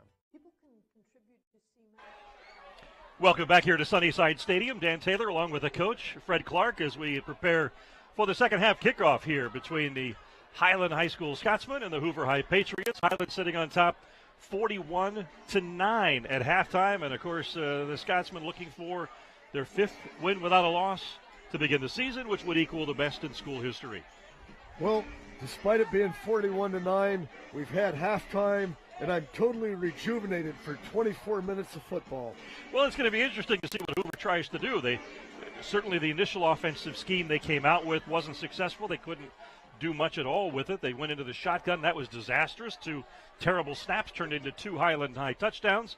We'll see what they try now here in the third quarter of play to see if they can get a little bit of momentum and put some more points on the board, see if they can whittle away at Highland's lead. But thus far, Highland has been extremely impressive, going with their backup quarterback, Kid Sakamoto, through most of the first half of action, and he's been very, very productive. Yes, Sakamoto has been effective. One of the things that surprises me just a little bit, Dan, is whenever he passes, it's like he's almost throwing a knuckleball. It just has a lot of air underneath it. It's not laser-like, but it always finds an open receiver. For the most part, they've been short routes, screen passes, passes into the flat, but for the most part, they've worked out very, very well. Kickoff going deep and into the end zone as the Scots have been very effective. Leo Robles, a very good high school place kicker, has certainly kept the Patriots' return game at bay throughout the night. Hoover 1st and 10 at the 20-yard line, trying to get something going after a frustrating first half. Had the terrific broken play that turned into the scoring pass to Joseph Smith, their big tight end. Hauled down an impressive scoring pass, keeping his feet in bounds at the far side of the end zone in the second quarter, and earlier in the first quarter hauled in a pass that was in that drive that ultimately led to a field goal. So he's played a big part in their 2 scoring drives thus far in the ballgame. Yeah, he reminded me of Des Bryant on that touchdown reception that he made. It was an impressive play.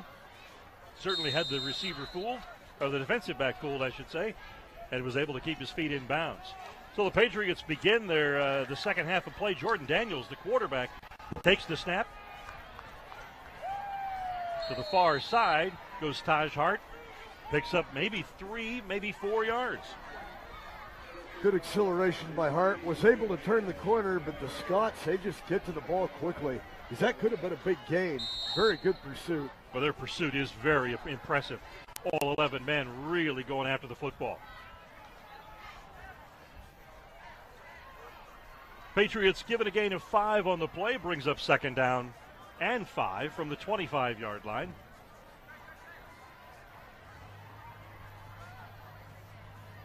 Again, as we have spoken of throughout the first half, Patriots in a rebuilding mode where you would have to say that Highland has been rebuilt. Jordan Daniels looking for something, doesn't get anything, out of bounds he goes, he loses probably 4 yards on the play. And that was probably one of the better 4-yard losses that you're going to see, Dan. As he looked like he was going to be trapped for a big loss, then maybe a moderate loss, and it ended up just being a loss of 4. Well, if nothing else, he fatigued the defense. He made him run. He made him work for that. Defensive front for Highland has been one of the highlights in the first half. They are relentless in their push, their pursuit. They have been all over Jordan Daniels throughout the first half of play. 3rd down and 9. Quick out. It's going to be just short of first down yardage. And Dan, when you mentioned Highland's front 4, they're not particularly big. They plug holes real nice, and they get a lot of support. They seem to know what's going on in every play. Pearson, the receiver, he took the ball out about 2 yards shy of the first down marker. That brings up a 4th down, and the Patriots are keeping the offense out on the field. Correction, that was Taj Hart. 4th and long, 2 to go. And hey, I have no problem with this. Well, Daniels accounted for most of the Patriots' yardage last week in their first win of the season over Washington Union. And he's looking for a receiver, doesn't find one. He's pushed out of bounds, and he's going to be shy of the first down. So Highland, already sitting on top of an enormous lead of 32 points, will take over 1st and 10 from the Hoover 28-yard line. Dan, people say they're crazy going for it on 4th and 2. Their punting game is a disaster, and you may as well. You know, at this point, you don't have much to lose. I talked to the officials at halftime regarding the running clock, and if it's 35 points in the 4th quarter, the officials decide to play with a running clock. If it's 35 points anywhere in the 3rd quarter, the coaches get to make the decision. And so I think the 3rd quarter will be played in regular football time. Sakamoto fakes the handoff, keeps it up the middle. Gets across the 25. Ball's going to be spotted at the 24-yard line. Fred, aren't you proud of me? I have not yet mentioned it being on the half-yard line. I know. I love that. See, you can't teach an old dog new tricks. Yeah, I think you're just trying to appease me, though. Give up the middle goes to Marquis Lewis, and he has been very impressive in the first half for the Scots. 3rd, about 4 yards to go, and the Scots continuing with this hurry up, no huddle offense. Receiver in motion, high snap, busted play, and the quarterback goes down for a big loss.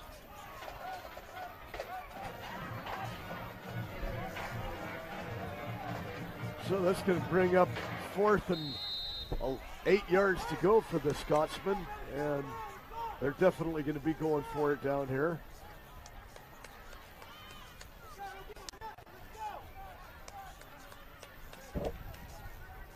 Out of the shotgun position. In motion goes Marquis Lewis. Sakamoto going for the end zone. Has a man. Ball's incomplete. Had a man open, he just couldn't bring it down, and the Patriots defense does a decent job, and they'll take the ball over just 2 yards shy from where they turned it over. Ball went right through the receiver's arms. Fell incomplete. Definitely a catchable pass there. Patriots will take over 1st and 10. Ball spotted at the 27-yard line. As Jordan Daniels will try to get something going here.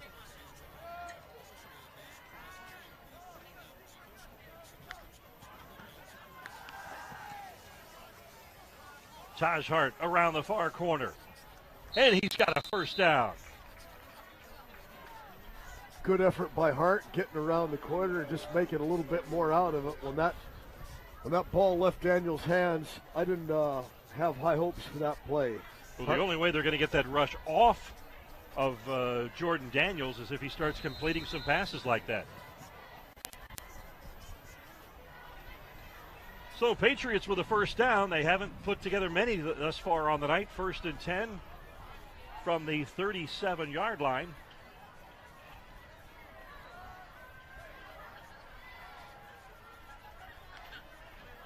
They're bringing the house.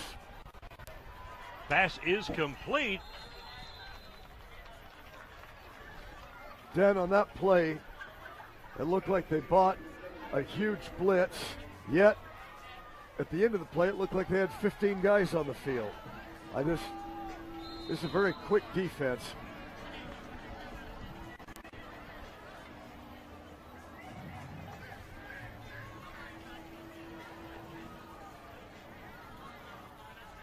Brings up a 2nd and 10 for the Patriots.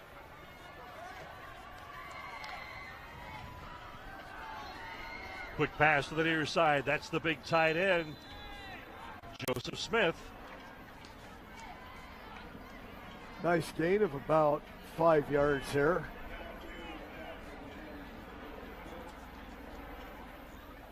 As the Scots defensive front is just overwhelming the much larger Patriot offensive line.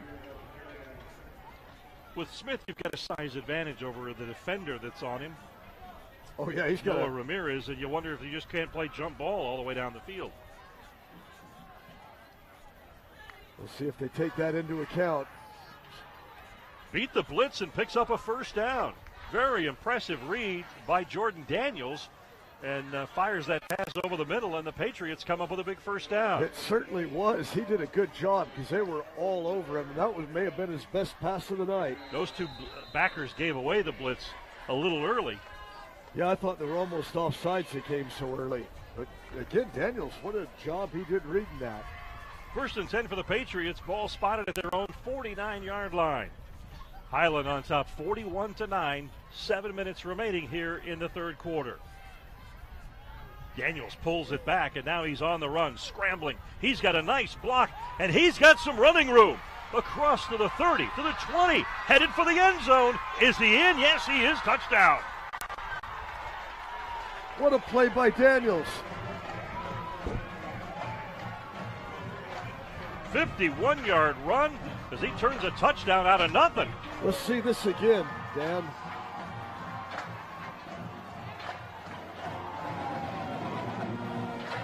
He was going nowhere, and then he just outran everybody. When he changed directions in the backfield, he got a tremendous block from one of his receivers and managed to outrun the Highland defense.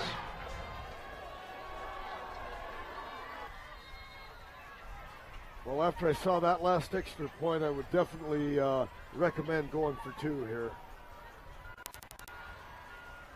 And that's indeed what the Patriots are going to try.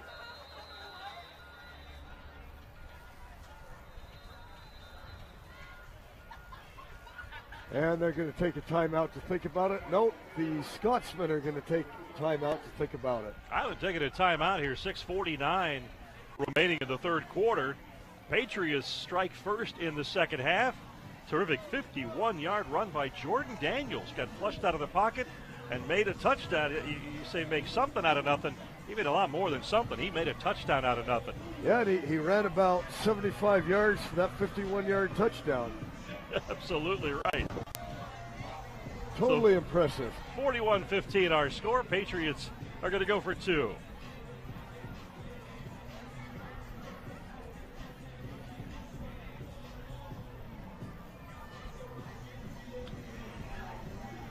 Gordon Nash still talking things over. Justin Nash, I should say, still talking things over. We'll be back with you next Friday from McLean Stadium for our North Yosemite League opener. Roosevelt High taking on Sunnyside High. Geographic rivals rather than traditional rivals. But we'll get things going at 7:25 right here on CMAX Sports next Friday night. That's Roosevelt and Sunnyside from McLean Stadium. So make a point to join us for that one. going with that swinging gate, kicking formation or playing formation. Daniels looking for a receiver in the end zone, and we've got a penalty flag as he's brought down back at the 10-yard line.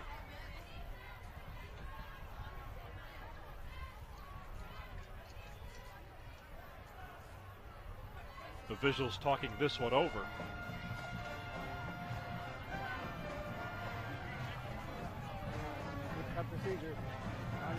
Patriots were offside on that one. So their attempt for two is no good. Dan, when teams do not spend a lot of time working on their special teams units, you have things like this happen all the time. And you see it's so obvious in high school who works on special teams and who doesn't. It really shows. It plays itself out over and over again. And a coach that was at Clovis West years ago, Jim Hardigan, they worked on special teams a half an hour every practice, and that's almost unheard of in high school. Another look at that two-point attempt as he had a couple of receivers, but just couldn't seem to get it to him and is ridden out of bounds. Though the two-point try fails, Patriots will now kick it off as Highland sees Hoover with an electrifying 51-yard run by Jordan Daniels. Put 6 points up on the board to start the second half, and it's a 41-15 game here at Sunnyside Stadium.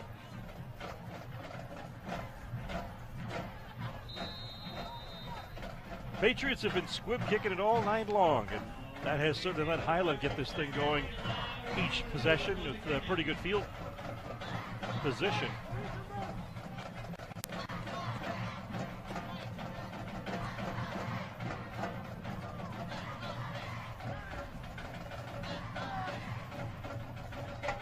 Rodriguez kicking it off, and this time pokes it down the middle. Fielded by Noah Ramirez. He's across the 30, brought down just at about the 35-yard line by a couple of Patriots, so that's where Highland will start their second possession of the second half, sitting on top by a 41-15 score. Well, having a deeper kick instead of a squib kick, the ball's pretty much at the same place it was, but I still like kicking it deep. Don't disagree with you one bit. Or if you're going to pooch, put it on the ground. Right. Here we go again.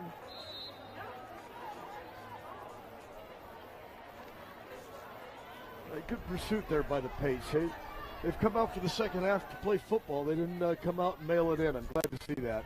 Cade Sakamoto, the quarterback for the Scots. Matthew Esparza alongside of him. Pass out to Nick Salas, and he's going to be ridden down for a loss. And that ball took a long time to get out there, Dan. They tend to at the high school level as opposed to the NFL or even the college level. Yeah.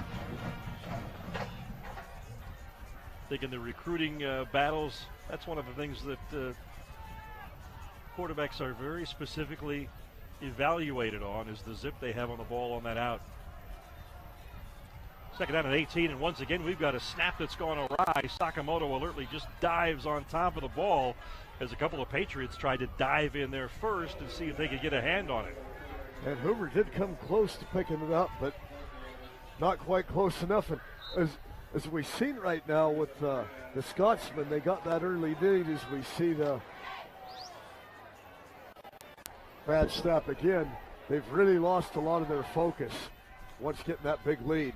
Sakamoto rolling out. He's going to tuck it up and run with it. He needs 21 yards if he's to get the first down. He's got a block out there, and he's got the first down.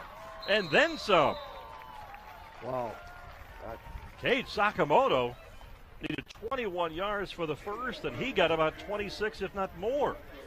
And a nice run. I mean, he cut back twice on that, went all the way across the grain. That was a nice run by Sakamoto. Across midfield to the 48-yard line. Hoover trying to hurriedly get a defender off the field. Sakamoto keeps it. He's up near the 40, about 2 yards shy of a first down. Sakamoto does another good job of selling on that zone read. He's limping a little bit now.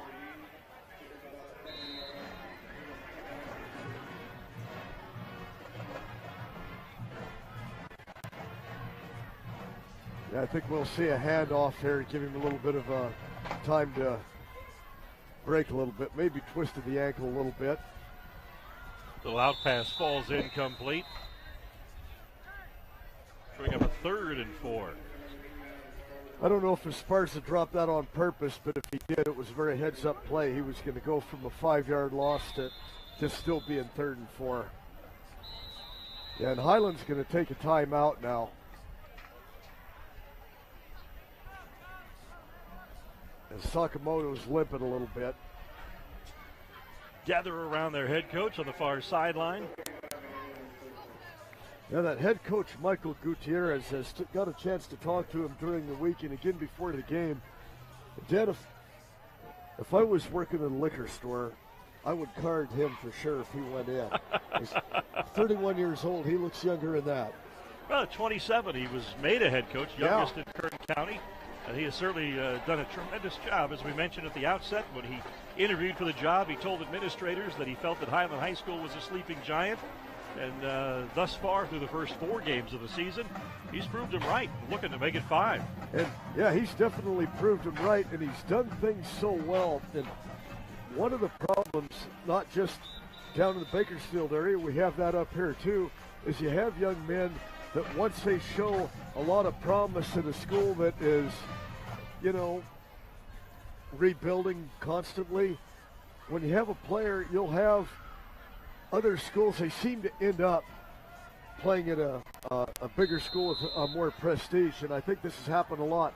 And Coach Gutierrez has kept his young men there at Highland. And the Wildcat now. Yep.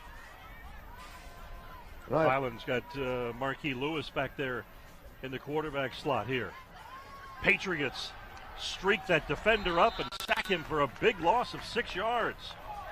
And we're going to have either a face mask or an unsportsmanlike conduct, I believe, on the Patriots here. Number 15 of the defense. 15 yards from the end of the run. See this again. Something must have been said. Play was all down.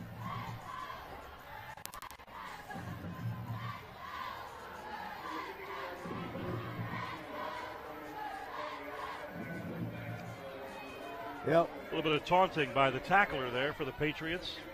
The officials aren't going to put up with much of that at all. Yeah, and he made a good play. He did. Terrific. And, yeah, that was a hard tackle, but it wasn't a matter with it. But if you stand over him and, you know, mention something that might question the other person's masculinity, you're going to get called on it. So a big first down now for Highland. They went from a 4th down situation where Patriots were going to get the ball back, and now it's 1st and 10. A little mix-up in the backfield, but the give and a big gain, almost a complete 10-yard gain by Cole Johnson. And Highland has so many weapons, Dan. They have so many different people that touch a football. And that's the first time we've seen Cole Johnson get the call tonight, and he picks up about 9. Helps your average, doesn't it? Marquis Lewis back in the backfield behind Sakamoto. Ball's on the 23-yard line. Marquis Lewis, first down and then some. Brought down at the 17. Oh, and Lewis has time to really get both jets going. He's pretty tough to stop. So a big break for the Scots. Binge of frustration for the Patriots on that costly penalty, giving Highland new life. Pass out to the near side. That's Mick Salas. And he is bottled up quickly at the 19-yard line. The Pate defense did a pretty good job fighting off the blockers on that to stop that for no gain. That'll bring up a 3rd and 10 now, I believe. Or is it 2nd and 10? We'll call that a 2nd and 10. And they gave him, they're calling it 2nd and 9. Oh, okay. That's a real long 9 yards, though, isn't it? Absolutely. Sakamoto looks for a receiver. Marquis Lewis. Pass line's incomplete.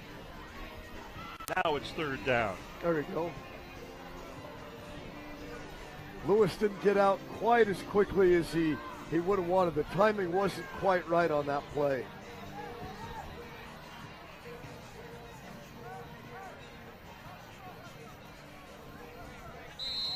So big play for the Scots now, a 3rd and 9, and one of the things we have learned tonight is never discount them on 3rd down and long yardage situations. Sakamoto with a 26-yard run when it was 3rd and 21. Big blast play, 3rd down and 9, and it looks as though he has clearly picked up enough yardage for the 1st down. Yeah, no, just a quick looker there, and he was wide open.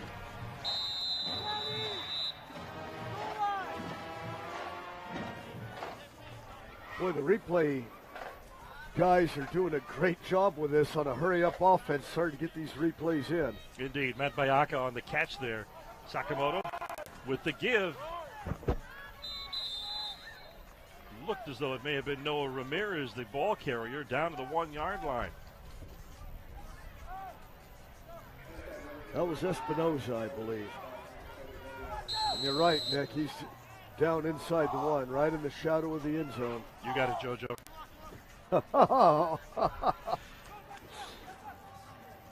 Quarterback with the keeper, and he is in for the touchdown. Sakamoto fakes the handoff, keeps it, goes off right tackle, over and in.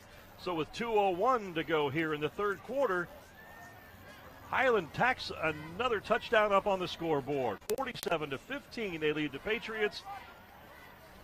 And the irony of Dr. JoJo Reyes I'll get to in a minute as I continue to make mistakes on this after this extra point. You're going to like this one, Dan.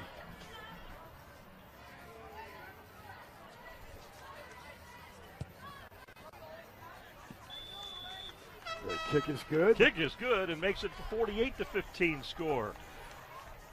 Okay, when you had Dr. Reyes, he was subbing for me 2 weeks ago. You guys had a good football game that night, Indeed too. we did. Which damages my self-esteem a little bit.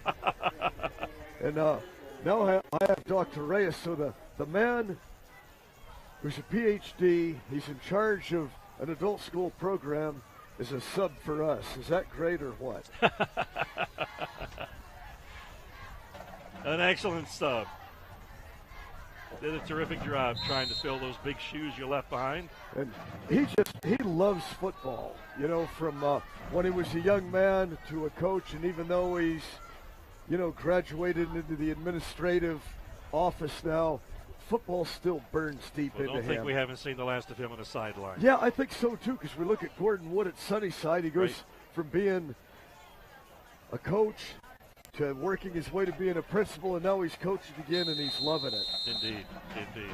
So, yeah, I can see JoJo back doing this again. He just loves the game. He loves he's very being good there. at it, loves teaching, and loves working with young people. And it was a fun night for him. We had Clovis East, his old program that he was an assistant at, and former coaching colleague, the new head coach there this year. So as the kick sails out of the end zone, Hoover will open up their next drive from the 20-yard line. But yeah, Dr. Reyes certainly had a good time that night, and it was interesting for me to be on the learning end as he did an impressive job explaining the double wing, which he was well versed in from his coaching days, and is now back in the Clovis East attack and very productive. Yeah, that double wing offense, I love that. You know, when Tim Murphy really had that rolling out at Clovis East when they were dominating the early part of the decade.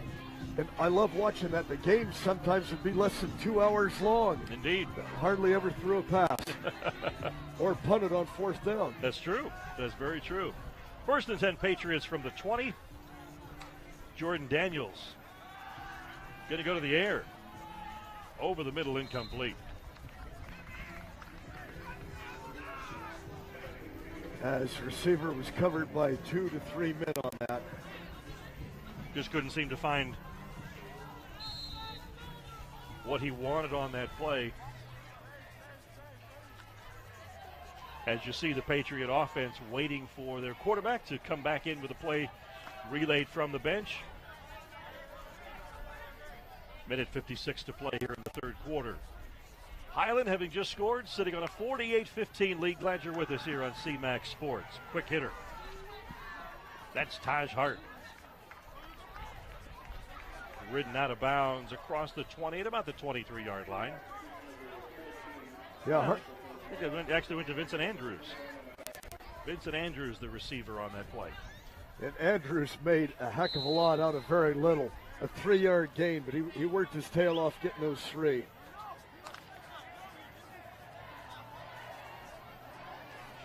Well, Daniels electrified the Patriots with a 51-yard touchdown run on a broken play, and certainly trying to see if he can add to that.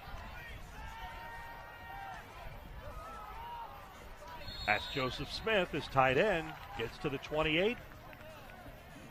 Still plenty short of the first down. That tackle was made by Marcus White, the second, and Marcus White giving up. Huge size disadvantage. Made a nice ankle tackle to prevent that from being a first down. Once again, the Patriots, with my 100% approval, are going to be going for it.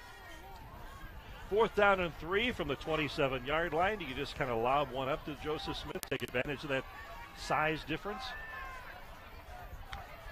We've seen him haul in some impressive catches thus far in the game. Daniels, he's across the first down. It's first down yardage, but that's coming back, Dan. We have a holding penalty on the Patriots. Another frustrating play for Hoover.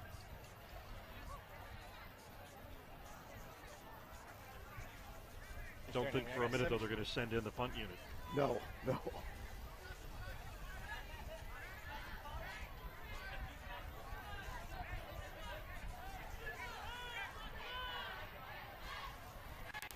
Over here. Now, I don't think they're going to send in the punting unit, but going for it on 4th down and, 14, 15 yards to go, maybe just sprint out and do one of those Australian punts. No, it does appear that they are indeed going to send the punt unit on.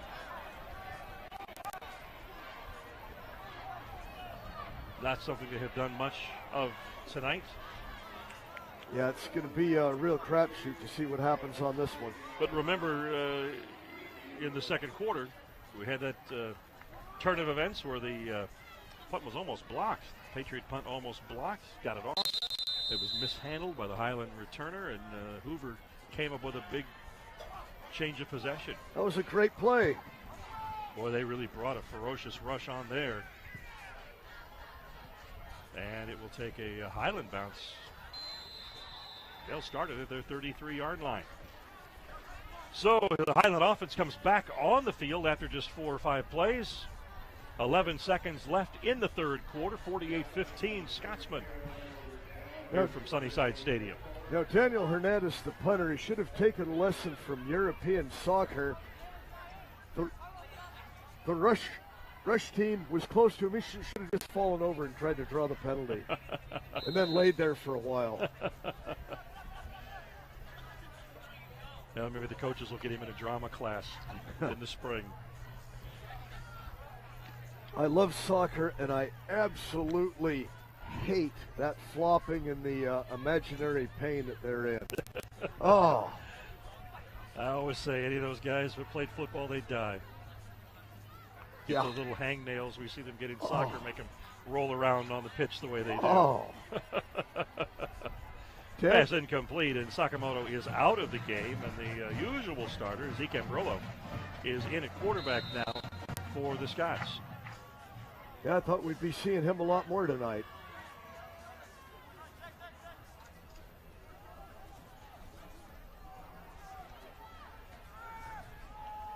Give up the middle. That's Matthew Esparza. Brought down just shy of the 25-yard line. That was a hard-nosed run by Esparza. It was. And before this gets by me, Dan, I caught what you just said.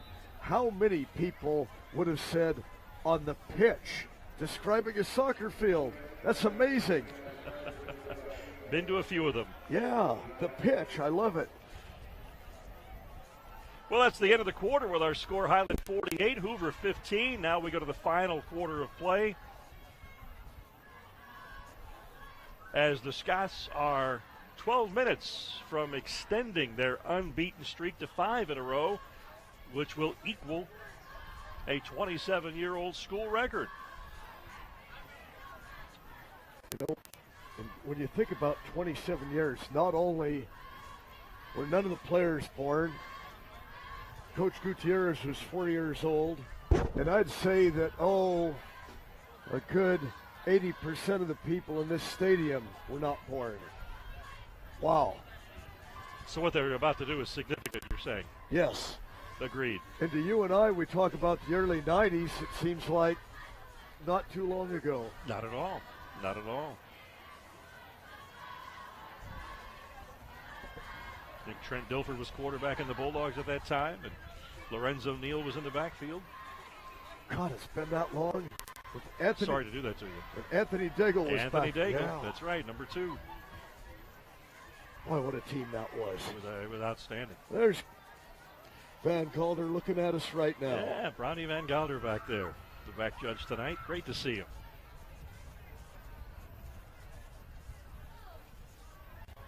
Third down and 2 from the 26-yard line. Zeke Ambrillo waiting for the officials to give him the all-clear sign. Give goes to Esparza. He looks like he's got enough for a first down. Yeah, he was initially stopped. He just bounced to the outside. He just kept moving. So first down, Highland keeps the drive going.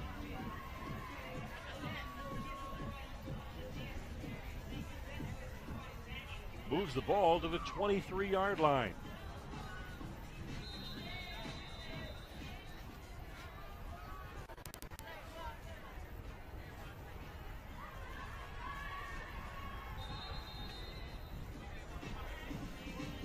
Scott's moved on that. 72, 5 yards. Brett, I wonder if you've ever seen this before in all your time in football, but not only do we have a rotating quarterback situation or an alternating quarterback situation, but both quarterbacks are left-handers. Have you ever seen a football team at any level in which both quarterbacks were left-handers? No. Same here. Hey, we'll see something that we've probably never seen before at almost any game. And may never again. Zeke Ambrillo, the quarterback, number 10, working out of the pistol. He's going to put it up in the air if he doesn't keep it and run. If he's going to keep it and run. Well, he got those 5 yards back from the penalty, plus a couple of more. Dan, I'm not a big baseball fan, but we go to a lot of Grizzlies games. And the same thing in baseball. You see things in games that you hardly will ever see. And it's the beauty of going to a game. You never know Yes. what you're going to see in any sport Yeah. on any given night or day when you go to a game. You are very correct, sir. Esparza churning, still on his feet, brought down at the 17-yard line. And Fred's going crazy here over tackling technique. Well, yeah, the tackling technique bothers No. me. I want you to demonstrate it on me. No, we're not going to go to that point right now. Esparza impresses me, though. He's not a real large young man, but he's just got that heart. He just goes and goes.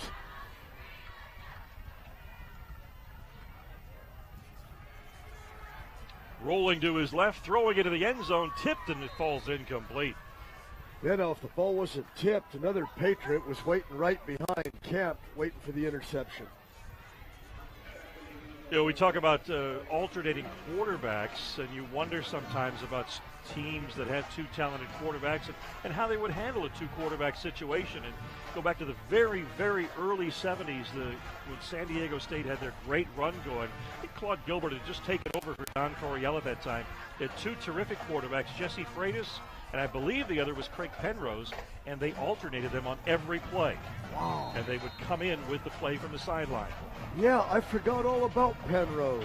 Jesse Freitas had transferred, I believe, from Cal, and Don Coryell went into an alternating two-quarterback set. Kick is good. Kick is up and good, and that's about a 28-yard field goal. And we have seen some terrific kicking tonight. Leo Robles has been an unsung hero in this game with his outstanding kickoffs, two very impressive field goals. His PAT work as well. And that pushes our score past the 50 mark for Highland High School. Scots sitting on 51, Patriots sitting on 15 with 10 minutes to play in the game.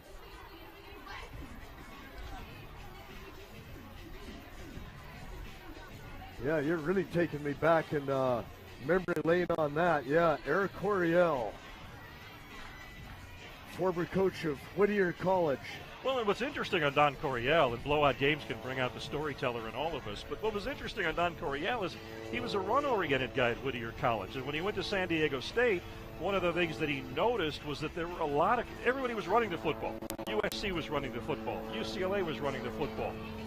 And they were getting the premium players in Southern California. But he did notice that there were a lot of really good high school and junior college quarterbacks in Southern California. And he thought, if I make a change and go to more of a passing game, and really modified the spread offense that Dutch Meyer had started in the 30s back at Texas Christian.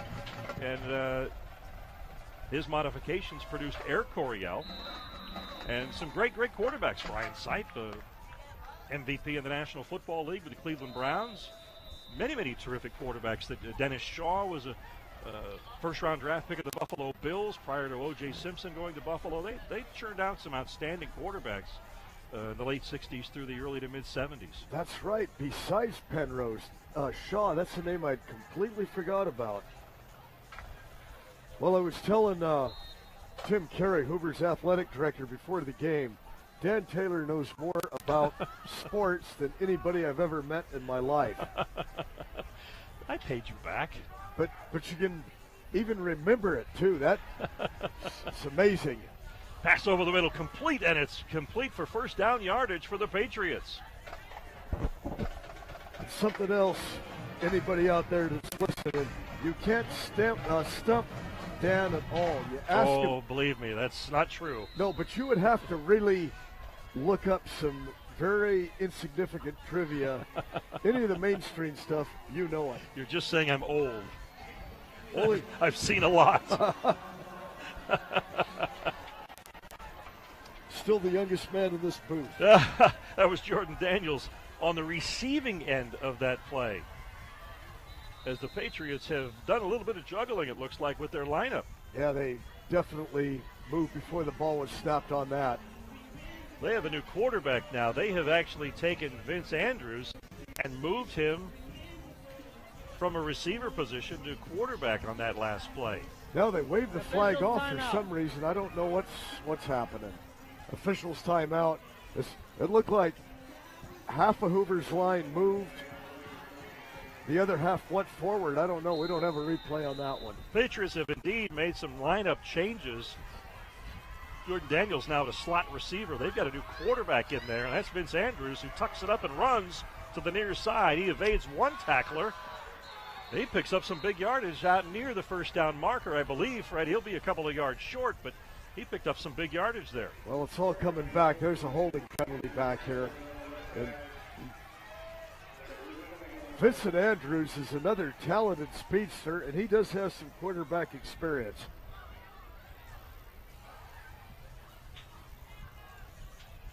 Well, Andrews is going to stay in the game at quarterback, and he will probably, it looks like, finish out the game at quarterback.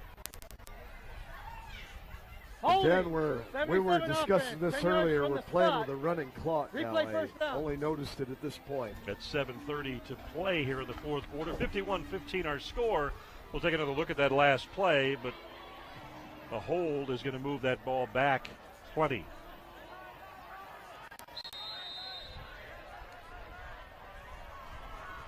That was a spot foul, so it's 1st and 28 to go now. Andrews puts it up in the air. A nice tight spiral out to his big tight end, Joe Smith, but it sails over Smith's head and incomplete.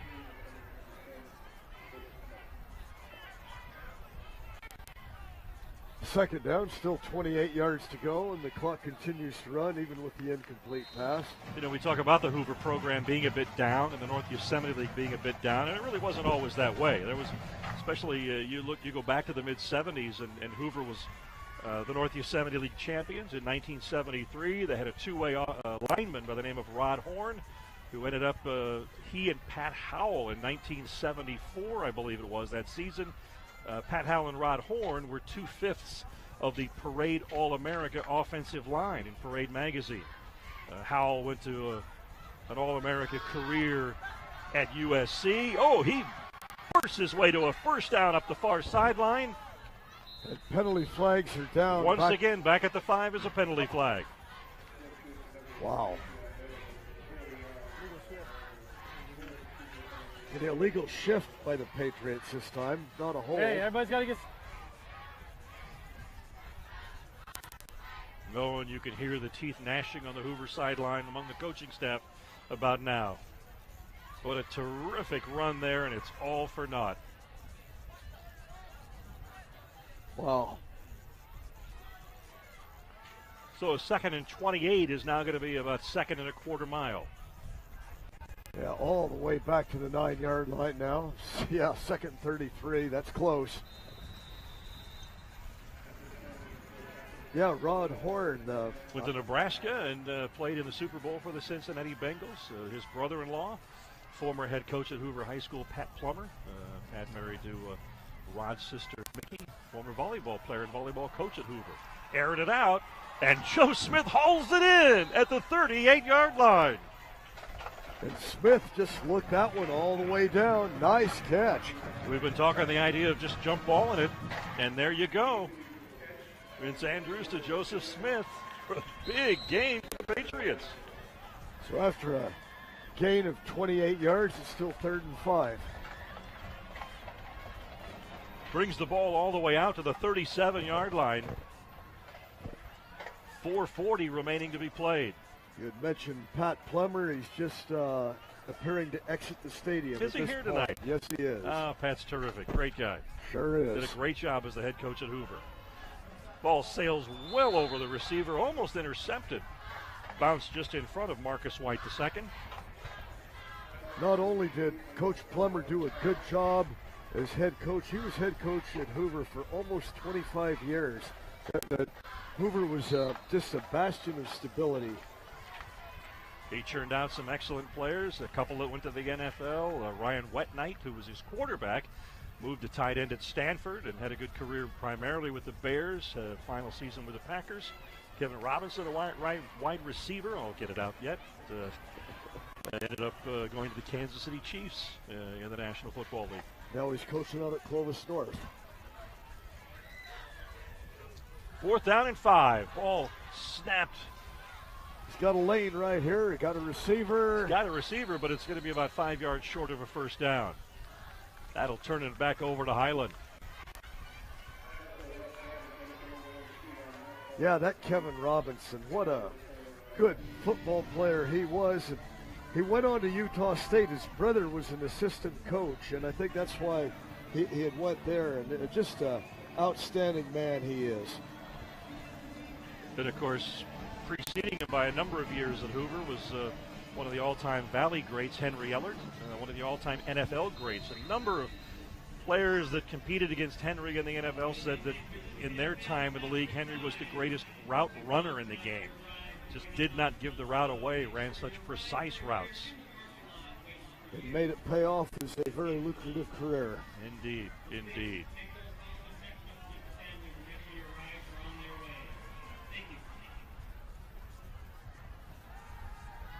Zips it across the middle, incomplete. But, of course, we mentioned Rod Horn, and on that 73 Hoover team that won the North Yosemite League, lost to Delano in the first round of the playoffs. There were a couple of other players that played in the National Football League. Bob Glazebrook had a nice career with the Atlanta Falcons. And the place kicker on that team, my next-door neighbor, Vince Petrucci, who kicked a 49-yard field goal in a game against San Joaquin Memorial at McLean Stadium in his senior year. That is amazing. Both a 49-yard field goal and your memory of it. Well, Vince won't let me forget. That's it. And, well, he shouldn't. Indeed. It a shot with the Dallas Cowboys. Give going to Tyler Lundgren for no gain. You know, that delayed handoff to Lundgren looked like it had promise initially. Indeed. And Hoover swallowed it up.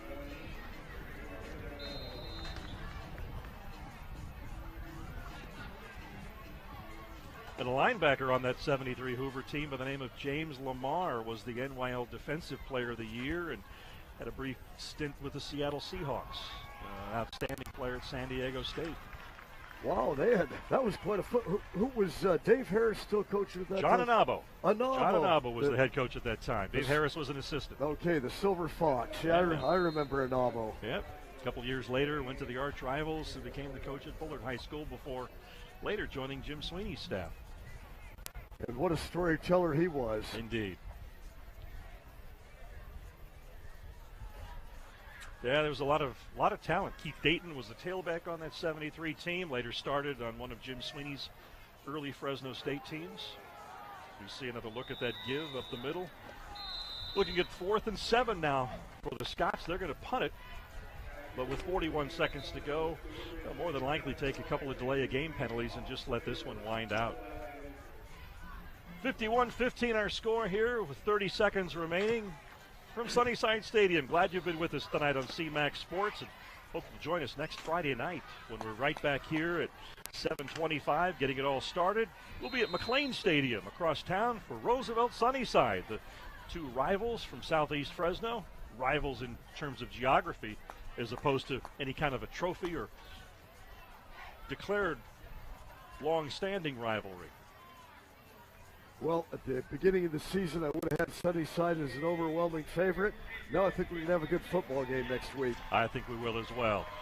Well, Sunnyside Stadium has cheers coming from the far side, where our guests from Highland High School in Bakersfield have just won their 5th in a row, equaling the school record, 27-year-long school record. 5 consecutive wins to start the season. Hoover High, rough road here. After their first win last week, they succumb once again. But I'll tell you what, that Highland team on both sides of the ball and special teams as well, very impressive tonight. Especially in the first half when they came out, they were just on fire. Everything was just clicking for them. Offense, defense, special teams. This was a well-disciplined, well-drilled football team. And Hoover came out optimistically, but they were overmatched from the get-go. They did play hard there at the end of the second quarter, early into the third. They didn't give up, and that's a good thing. I was glad to see that. But Highland, and you can see them now as they jog off the field to the locker room. This is not going to be their last win. They got their 5-game winning streak, and they've got a lot more victories this season. Well, I think they're a very well-coached team, a very well-disciplined team, but you see it in all phases. A terrific offensive line makes that offense go. Some good speed and quickness. And on the defensive side, wow, that defensive front is really, really tough. Yeah, they don't have huge size, but it's the discipline and their attention to detail. This is a team that definitely does their homework. NYL play gets going next week. Our score 51-15. Let's take a look at how these points got put up on the board as it started early. But Jordan Daniels, one very impressive young man at quarterback through the first 3 quarters for the Patriots. He was on the run most of the night. Yeah, he earned all of his yards and all of his bruises tonight. This quick hitter over the middle, and when he connected with his tight end, Joseph Smith, they made some things happen. But this was the 51-yard touchdown run that got the third quarter going for the Patriots as Daniels made a big, big play out of nothing. Yeah, the 75-yard touchdown run that was 51 yards. Exactly. Nice run. Patriots' third quarter effort a lot better as they made some changes, but Sakamoto there, when that was a 3rd and 21, and he picked up 26 yards. And Marquis Smith in the backfield, that quickness and that speed, 2 touchdowns in this ball game as they tallied up a total of 51. That was one of the toughest 9-yard runs right there that we've ever seen. That was number 24, Cole Johnson. I think his only run of the night. That was a tough run. So next week, North Yosemite League play gets underway. Do you want to handicap the league at this point, or is this something we're going to have to see play out? Well, I'm going to stick with Sunnyside being my favorite because they're the defending league champions. I think they're the most talented team. And I had Roosevelt barely edging Fresno High at the beginning of the season. But Roosevelt, I think, has really closed the gap on Sunnyside. Coach Harris has done a good job. He's got those young men believing. He has a good coaching staff of his selection, unlike the staff that he had last year. and it's really showing. The team is confident. They're brash, and I like that. You know, they come in there expecting to win every game, and I expect Sunnyside to win the thing, but if Roosevelt wins a game, I'm not real surprised now. We'll get to see the two of them next Friday night. Hope you were with us. We'll get it going right here on CMAC Sports at 7:25 from McLean Stadium.